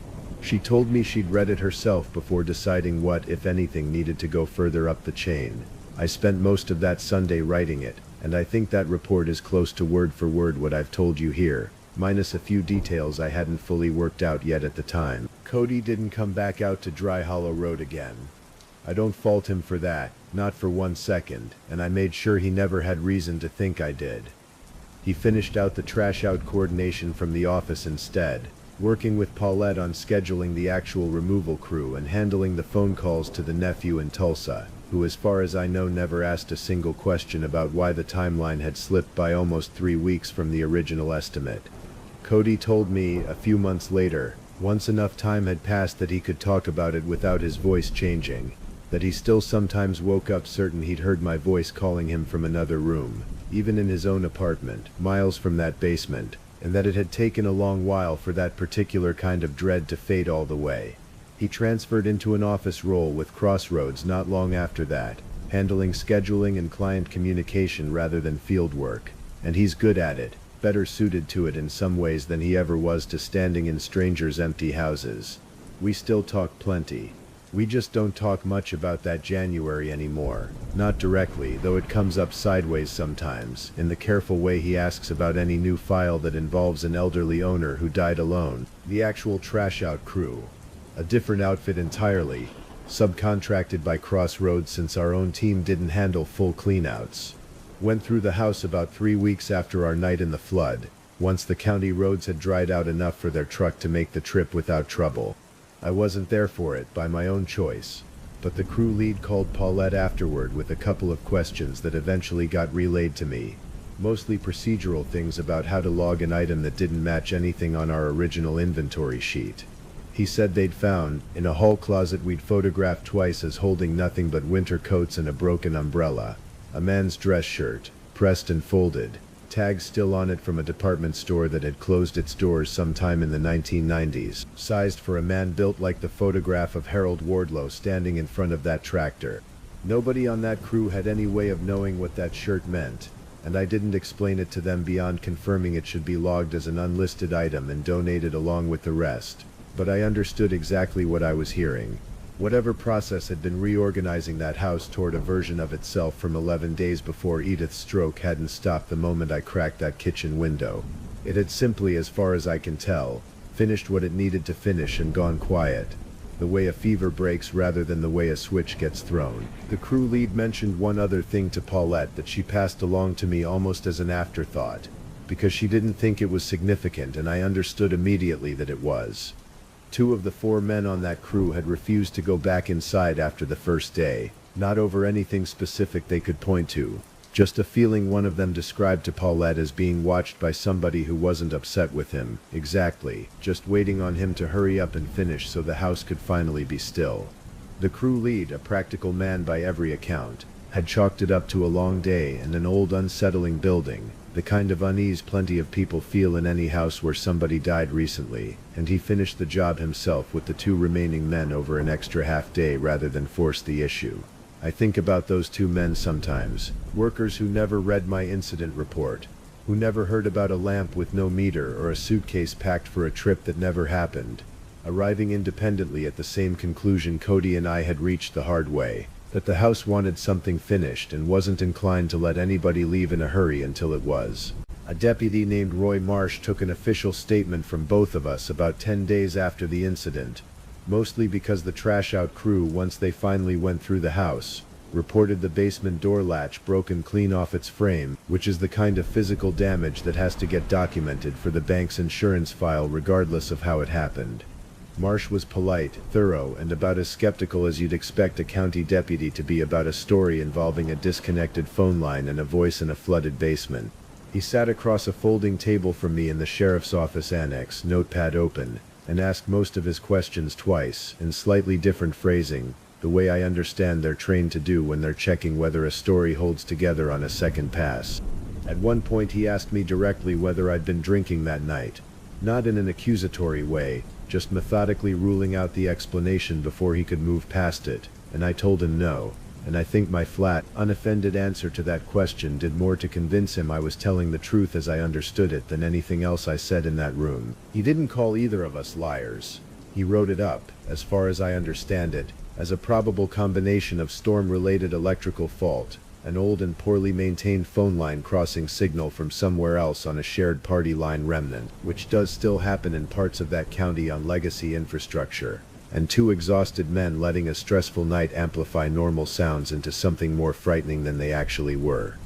Before I left his office that day, he told me, almost as an aside while he was walking me out, that he'd grown up 2 towns over from Cutter's Fork and had heard people talk about that stretch of dry hollow road his whole life, in the kind of vague, half-joking way small towns talk about a place without ever quite saying what they mean.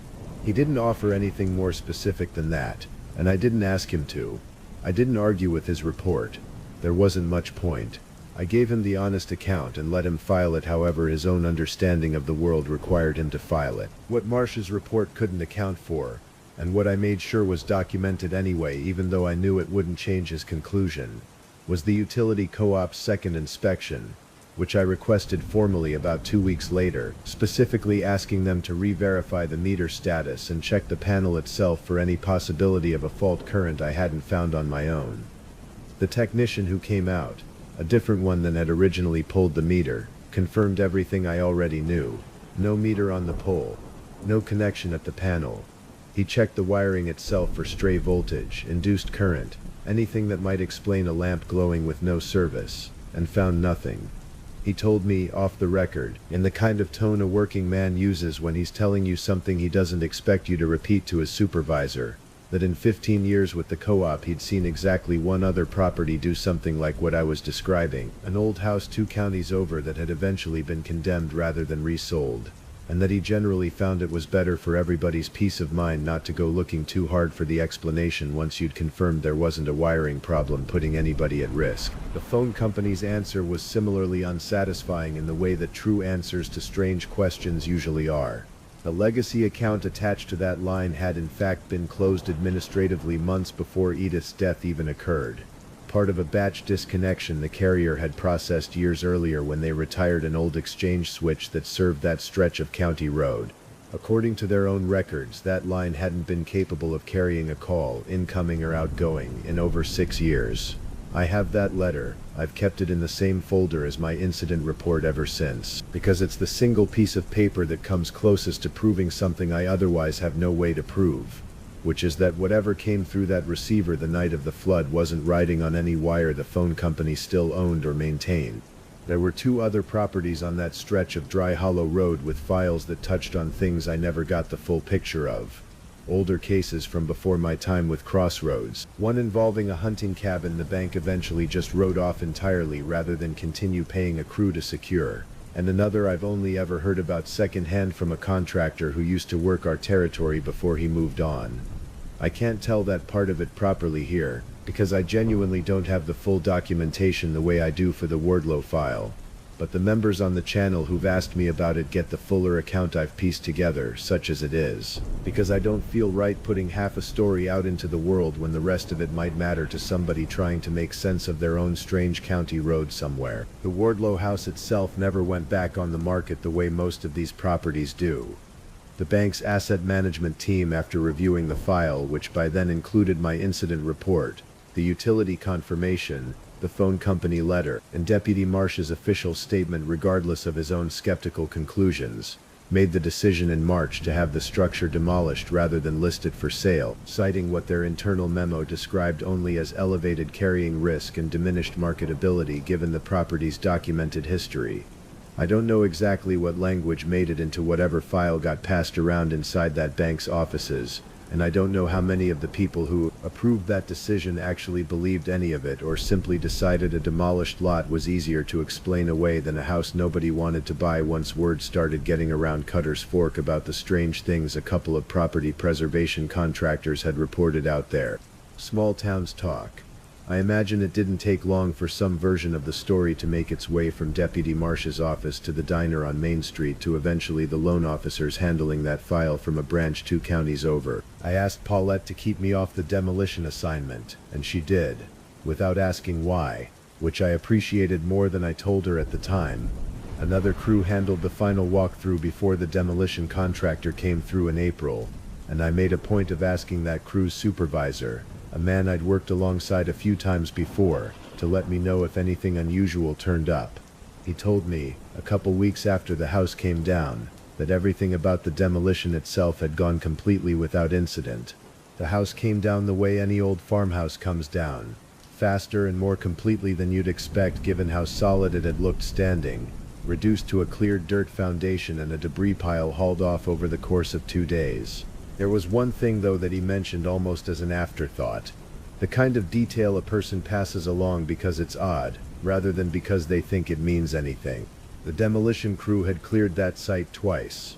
Once during the initial teardown, and once during a final grading pass a few days later to level the lot before it got seeded over with grass per the county's requirement for cleared foreclosure lots. Both times, once at the end of the first day and again after the second pass, somebody on the crew found a small vinyl suitcase sitting in the exact center of the cleared foundation, closed, undamaged, sitting upright as though somebody had set it down deliberately, rather than had it end up there by accident in a pile of demolition debris. Both times the crew swore up and down they'd already loaded that same bag into the debris hauler themselves, along with everything else pulled from the house during the trash out weeks earlier. Both times they loaded it up again and hauled it off with the rest of the load. Nobody on that crew, as far as I know, ever went looking for where it actually ended up after the second haul, and I've never asked, because there are some questions I've decided I'd rather not have definitive answers to. There's one more thing I did that spring, and I'm including it because I think it's the truest measure of what the Wardlow place actually changed in me, more than the light on a timer or the rule about windows. About a month after the demolition, on a Saturday I'd been putting off for the better part of a year, I finally went out to my garage and opened those boxes from my mother's house. I hadn't been able to make myself do it before then, not because I didn't have the time, but because going through them meant deciding, item by item, what she'd have wanted kept and what she wouldn't miss. The exact kind of small, constant judgment call that had felt unbearable to make about a woman who was still alive but no longer able to tell me herself which of it mattered. I thought about the Wardlow house the whole time I was doing it. About a dining chair pulled an inch further out with every passing month. About slippers turned toward a door nobody walked through again.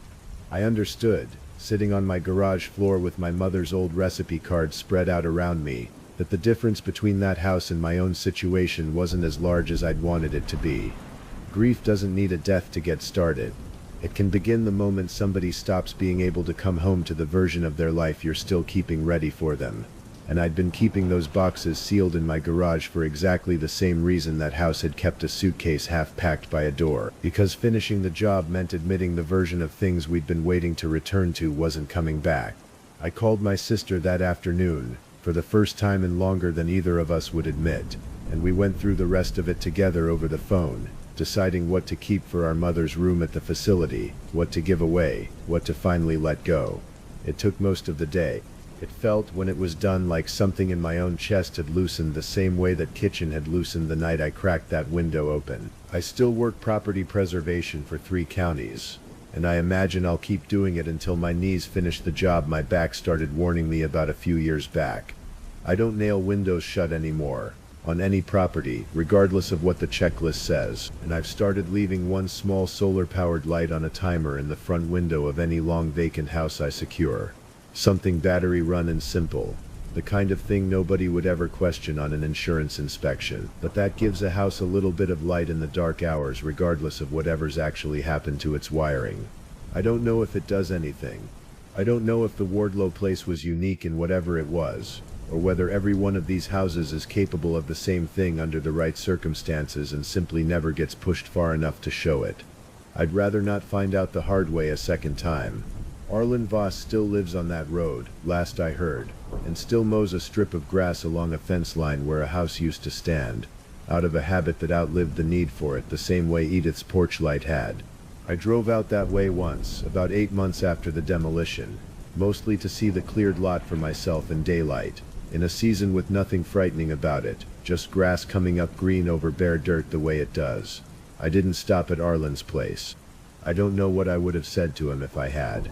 I sat in my truck at the end of that gravel drive for a few minutes, looking at where the porch used to be, and then I drove back out across the low water crossing on Sight's Branch, running low and clear that day, without a trace of the current that had once nearly kept 2 men from getting out of a house that had spent months trying, in its own way, to keep somebody from ever having to leave it again. I think about that house more than I probably should, for a man who spends his working life walking away from other people's finished stories.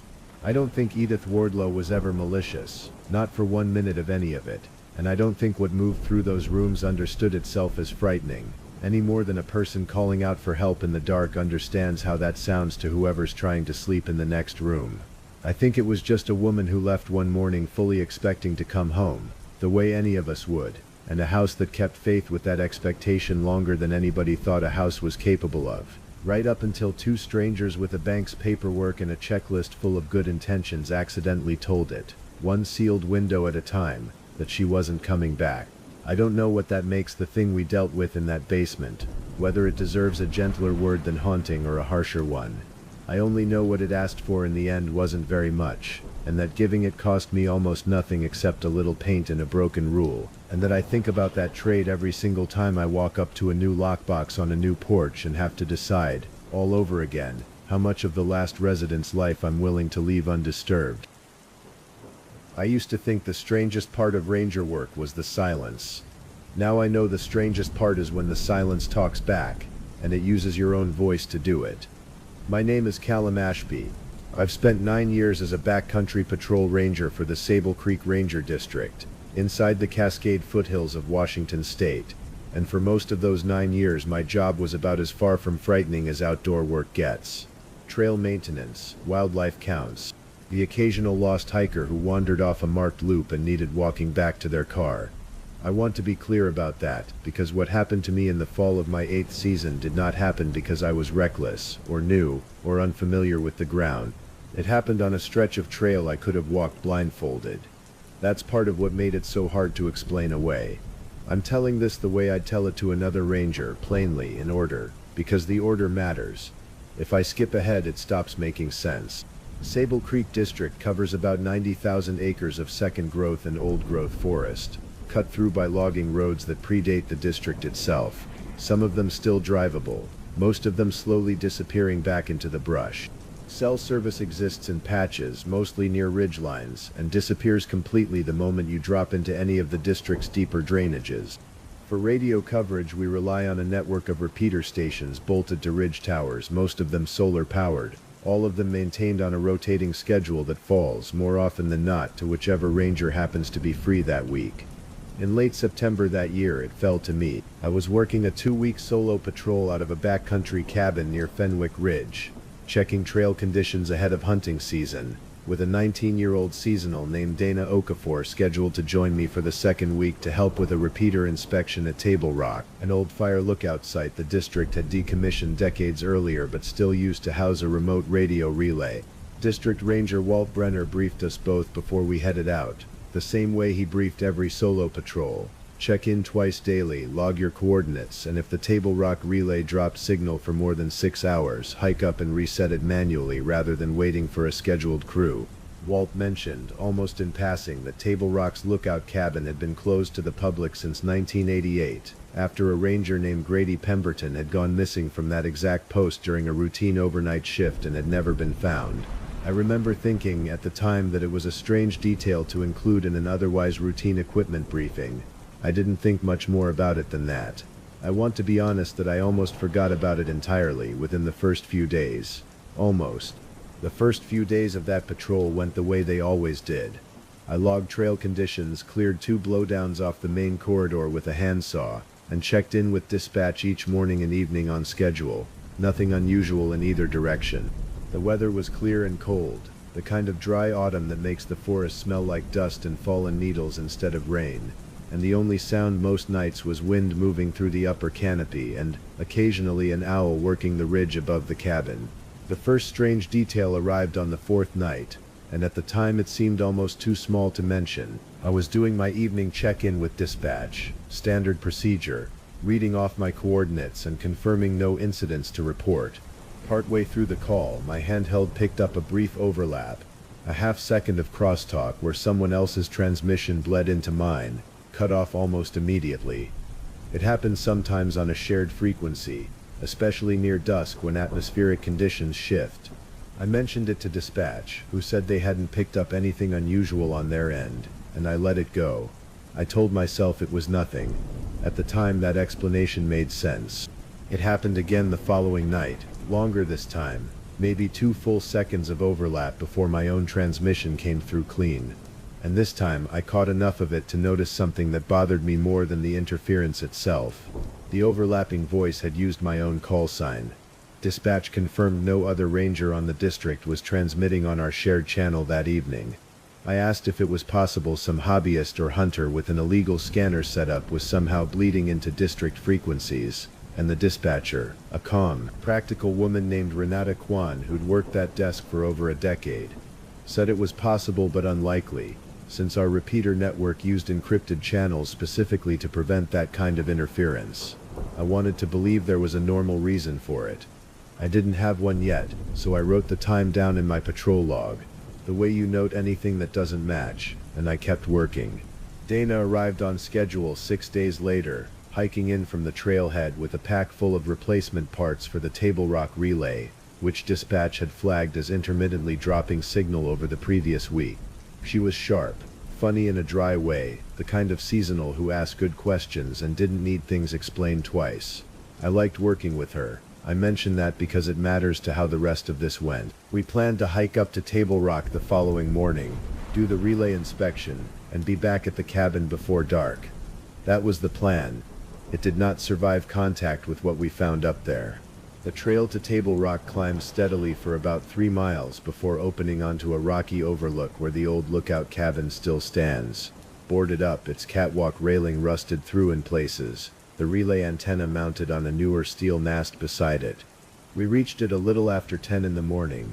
Clear skies, good visibility in every direction. Nothing about the site itself that struck either of us as unusual on approach. The relay's status light was blinking amber instead of steady green, indicating a partial fault rather than a full outage, which matched what dispatch had reported. Dana climbed the short ladder to the equipment box while I did a visual check of the antenna mount, and that's when she called down that the unit's internal log showed something that didn't make sense. A transmission logged at 2:47 that morning, nearly 8 hours before we'd arrived, originating from this exact relay, on my call sign, lasting 11 seconds. I hadn't transmitted anything at 2:47 that morning. I'd been asleep in the cabin, 3 miles away, with my handheld powered down on the charger beside my cot, a habit I'd kept for years specifically to save battery overnight. Dana asked if it could have been some kind of automated system glitch, a stored transmission replaying itself, and I told her that was possible, and at the time that explanation made sense to both of us, because neither of us wanted the alternative explanation yet. We played the logged audio back on the relay's small speaker. It was my voice, unmistakably reading off patrol coordinates in the exact flat cadence I use for routine check-ins. The coordinates it read, though, weren't anywhere on my patrol route that week. They placed a location deep in a drainage below Table Rock, an area the district's maps listed simply as closed terrain, unmapped since a rockslide had rendered the old access trail impassable sometime in the early 90s. That was the confirmation moment, the one where I stopped being able to explain any of it away. A malfunctioning system doesn't invent a location that doesn't appear on any current map. It doesn't use a voice that sounds correct down to the small hesitation I make before reading a 6-digit grid reference, a habit specific enough to me that Dana, who'd worked beside me for less than a week, still recognized it immediately. We hiked back down before dark, both quieter than we'd been on the way up. That night, back at the cabin, I pulled the district's old incident files on my laptop, cached locally since we had no signal out here, and read through the file on Grady Pemberton for the first time since Walt had mentioned it. It was thin, the way old case files often are. Pemberton had reported in for his evening check-in on schedule the night he disappeared, then failed to check in the following morning. Search teams found the lookout cabin locked from the inside, his gear still packed, no signs of struggle. The search grid expanded over the following weeks to cover the entire drainage below the lookout, the same drainage whose coordinates had just come out of a relay in my own voice. They never found him. One detail in the file caught my attention specifically, a note from the search commander at the time, included almost as an aside. 2 other rangers assisting the search reported hearing radio traffic that night using Pemberton's call sign, reading off locations inside the closed drainage, hours after he'd already been reported missing. The search commander's notes described it, dryly, as likely radio interference or a prank, and moved on without further comment. I didn't sleep much that night. Dana didn't either, from what she told me the next morning, and around 2 in the morning, she said she'd heard something outside the cabin that she initially assumed was wind moving branches against the roof, until she realized the sound had a rhythm to it. 3 light taps, a pause, 3 more, repeating at intervals too regular for wind. She hadn't opened the door. She'd sat with her back against it until it stopped, roughly 20 minutes later, and hadn't wanted to wake me over what she was afraid might just be nerves. I want to be honest that hearing her describe that made the fear feel real in a way the relay log alone hadn't managed. It's one thing to doubt your own judgment. It's another thing entirely when someone else, someone reasonable, describes the same shape of wrongness independently. We radioed dispatch the next morning and told Renata everything. The transmission, the coordinates, the tapping. She logged it formally, and Walt authorized us to end the patrol early, sending a second team to escort us out rather than have us hike the full distance alone. That decision likely mattered more than any of us realized at the time, because of what happened on our final full day at the cabin, while we waited for the escort team to reach us. Late that afternoon, my handheld crackled to life on its own. No button pressed, no static preceding it, Just my own voice, calm and clear, reading off a check-in exactly the way I would have phrased it, reporting my location as the closed drainage below Table Rock. Dana was standing right beside me and heard every word. The transmission ended the same way all my check-ins end, with my call sign and the phrase all clear, except I hadn't said any of it, and I was standing in the cabin doorway 3 miles from where the coordinates claimed I was. What unsettled me most wasn't the impossibility of it, it was the tone. It sounded relaxed. It sounded like a version of me that had already accepted being down there, in ground the district had marked unsafe and unmapped for over 30 years, a version of me speaking in the exact voice I use when everything is fine. Dana grabbed my arm before I'd fully registered that I'd taken a step toward the trailhead without deciding to. I don't know, even now, whether I would have kept walking if she hadn't stopped me. I've turned that moment over more times than I want to admit. We didn't go looking for whatever was generating that voice. We didn't try to answer it, and we didn't try to explain it to each other beyond agreeing, out loud, that we were staying inside the cabin until the escort team arrived, regardless of what we heard outside. The tapping came again that night, closer to the door than before, and once, briefly, a voice just outside that used Dana's name instead of mine, in a register close enough to mine that she said afterward it made her stomach drop before she'd even processed what was wrong with it. We didn't open the door. That was the whole of what we did right, and it turned out to be enough. The escort team reached us the following morning. 2 rangers and Walt himself, who'd driven out personally once Renata briefed him on the overnight radio traffic. He didn't ask many questions on the hike out. I got the sense watching him that this wasn't entirely new information to him, that some version of this story existed somewhere in the district's institutional memory even if it had never made it into an official incident report. Table Rock's relay was decommissioned permanently within the month, replaced by a repeater station on a different ridge with no direct line of sight into the closed drainage below the old lookout. The district quietly stopped scheduling solo overnight patrols anywhere within 2 miles of that site, a policy change that appeared in the operations manual without any explanation attached to it. The kind of rule that exists because someone remembers why, even when the reason never gets written down. I asked Walt, once, months later, whether the district had ever formally connected what happened to Dana and me with what happened to Grady Pemberton in 1988. He told me the file stayed open, technically, the way most missing person cases do when there's never a body, and that the department didn't like drawing conclusions it couldn't support with evidence.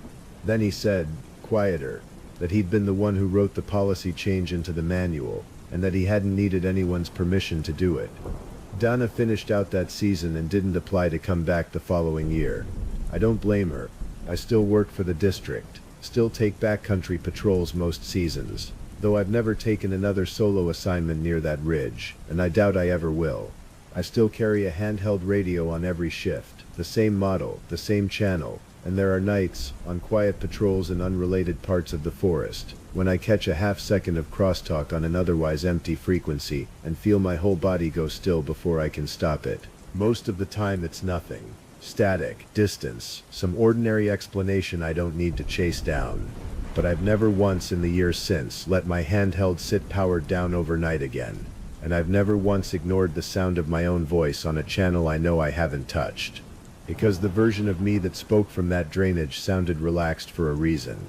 It had already decided I belonged down there. It was simply waiting for me to agree. I still carry a paper map of Marrow Hollow in my truck, even though the district digitized every trail system 8 years ago. I don't use it for navigation. I use it to remember exactly where the cable line sits, because I am the only ranger left on this district who has walked the ground on both sides of it. My name is Nate Carell.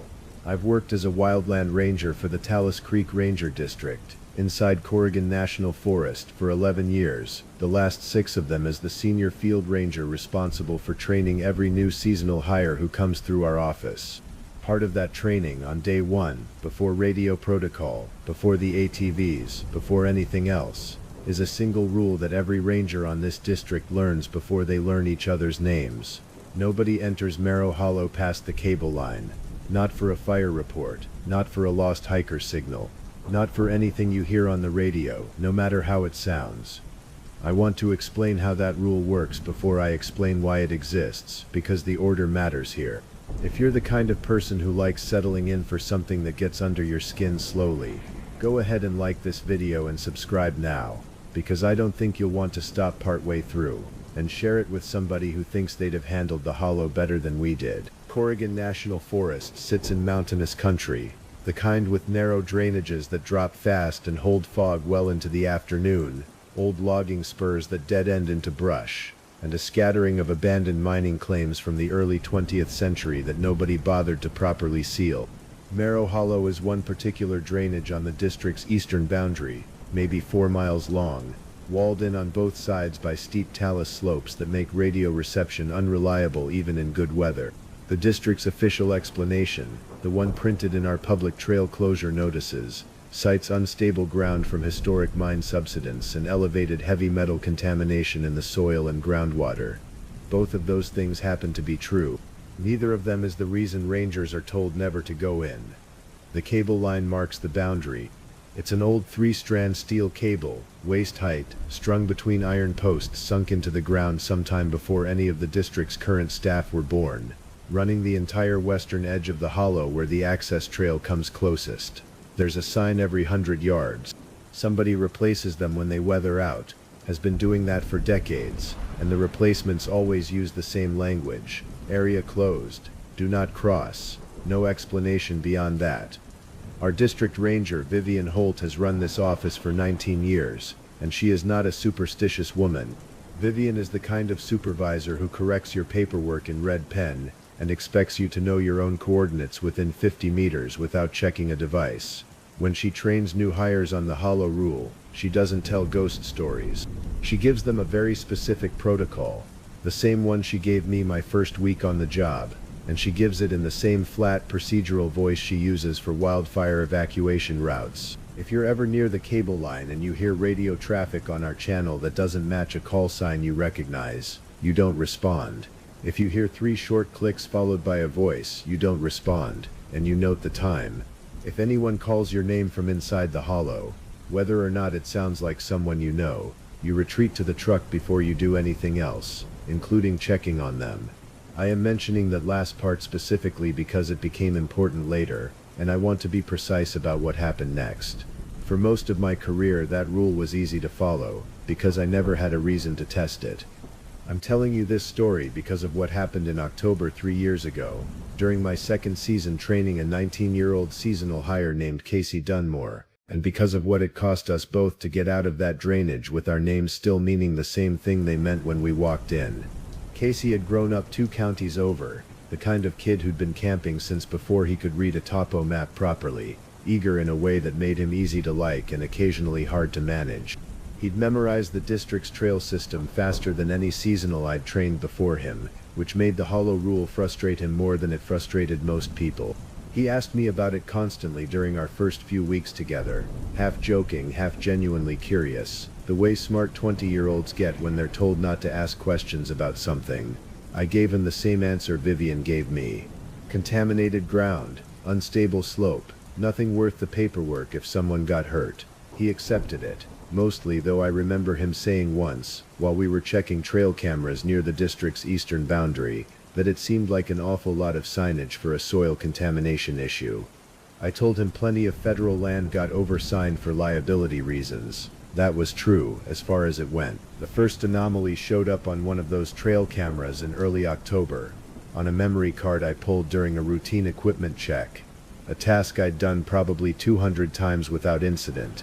The camera sat about 60 yards outside the cable line, angled down a game trail we monitored for elk movement, nowhere near the hollow itself. Standard placement. I sat in the truck scrolling through 3 weeks of time-stamped images, mostly deer, one black bear at 2 a.m. on the 9th, the usual. Then, at 11:47 p.m. on the 14th, the camera had captured a human figure standing directly in frame, facing the lens. It was me. Same jacket, same ball cap, same posture I use when I'm checking equipment in the dark, one hand braced against my knee. The timestamp was accurate. The camera's internal clock synced automatically and had never malfunctioned before or since. On the night of the 14th I had been 40 minutes away at home, and my wife could confirm it because we'd watched a movie together and gone to bed before 10. I didn't tell Casey about the image right away. I told myself it was a resolution artifact, a trick of the infrared flash on a similarly built hiker, though I never found another photo of that supposed hiker anywhere else on the district's camera network, and nobody had logged a permit for that section that week. I flagged the card, noted the date in my personal log, the way I note anything that doesn't match the maintenance report, and moved on with the rest of my shift. That was the first time I lied to myself about what I was looking at. It would not be the last. The second anomaly came 9 days later, over the radio, while Casey and I were doing a routine burn pile check about a mile south of the hollow's access point. Our channel picked up 3 short clicks, evenly spaced, followed by a voice reading out grid coordinates in a format the district hadn't used since before digital mapping, a 6-figure grid reference system retired at least 15 years earlier, back when the Forest Service still used paper quads for dispatch. Casey reached for the mic out of pure habit. I put my hand over his before he could key it. "That's not one of our markers," I said, which wasn't quite the warning I meant to give him, but it was the true thing that came out first. He looked at me like I'd overreacted to nothing. To him it was probably a scanner picking up some old frequency bleeding through from a hobbyist or a neighboring district running legacy equipment. That explanation would have satisfied me too, 6 months earlier. But I'd worked this radio system for 11 years, and I knew our channel didn't cross with anything using 6-figure grids anymore. Not legitimately, not by accident. I noted the time, 2:14 p.m. I didn't mention the trail camera image, not yet, because admitting the two things might be connected meant admitting something I wasn't ready to say out loud. Over the following 2 weeks, the pattern mirrored itself in ways that were harder to explain away individually, but easier to see as a pattern once you had enough of them lined up. A second trail camera, this one nearly a half-mile from the first, caught the same figure in the same jacket, time-stamped during a shift when I was confirmed present at a training session in the district office, 40 new hire employees as witnesses. A hunting party legally using a permit zone adjacent to the hollow reported to Vivian that they'd heard someone calling out coordinates over a handheld radio, using what one of them, a retired lineman familiar with old utility codes, described as outdated terminology, like something out of the 70s. And on the 29th, while doing an equipment sweep alone, I heard, faintly over the truck's radio, 3 clicks, followed by a voice that used my own call sign correctly, in my own cadence, asking dispatch to confirm a location inside the hollow that I had never, in 11 years, transmitted from. That was when I stopped thinking the radio was malfunctioning. A malfunction does not know your call sign. A malfunction does not wait for a plausible moment to use it. I went to Vivian that evening, laid out everything I'd collected, the 2 camera images, the coordinate transmissions, the times, the pattern. I expected her to tell me I was overtired, or point me towards some rational district history I hadn't been briefed on. Instead, she sat with it for a long moment, then pulled a locked drawer key from her desk and opened a filing cabinet I'd never seen her use. Inside were incident logs going back to the 1970s, each one describing some version of the same thing. A ranger's own voice, or a close approximation of it, heard transmitting from inside the hollow. A camera image of someone who was demonstrably elsewhere. In 4 of the entries, spread across 5 decades, a ranger had gone in after the voice, believing a colleague was in trouble. 3 of those 4 rangers came back out, 1 did not. The official record says he was reassigned to a district in another state, Vivian told me.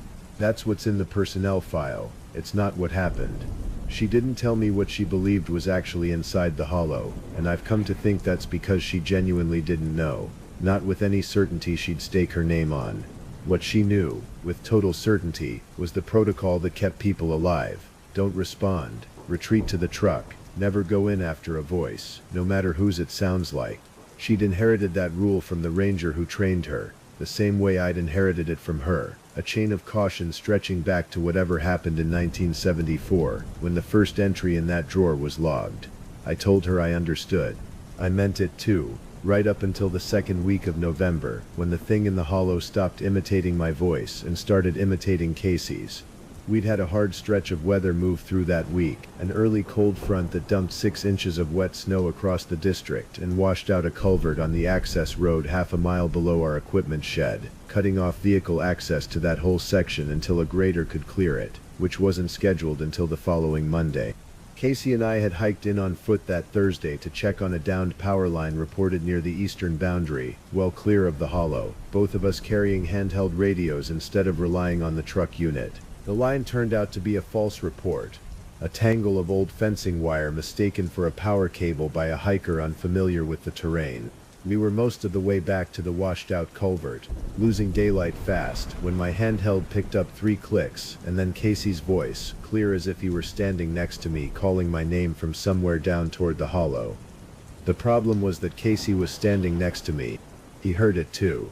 I watched his face change in real time, watched him realize, the same way I had 3 weeks earlier, that something using his exact voice, his exact inflection, was calling out from a direction he had never walked toward. "That's not me," he said, quiet, like he needed to hear himself confirm it. "I know," I said. "We're not answering it, and we're not going toward it." We kept walking. The voice called again, closer this time than it should have been able to get if it were tracking our actual movement, closer than the terrain should have allowed anything to travel that fast through wet snow on a steep drainage slope.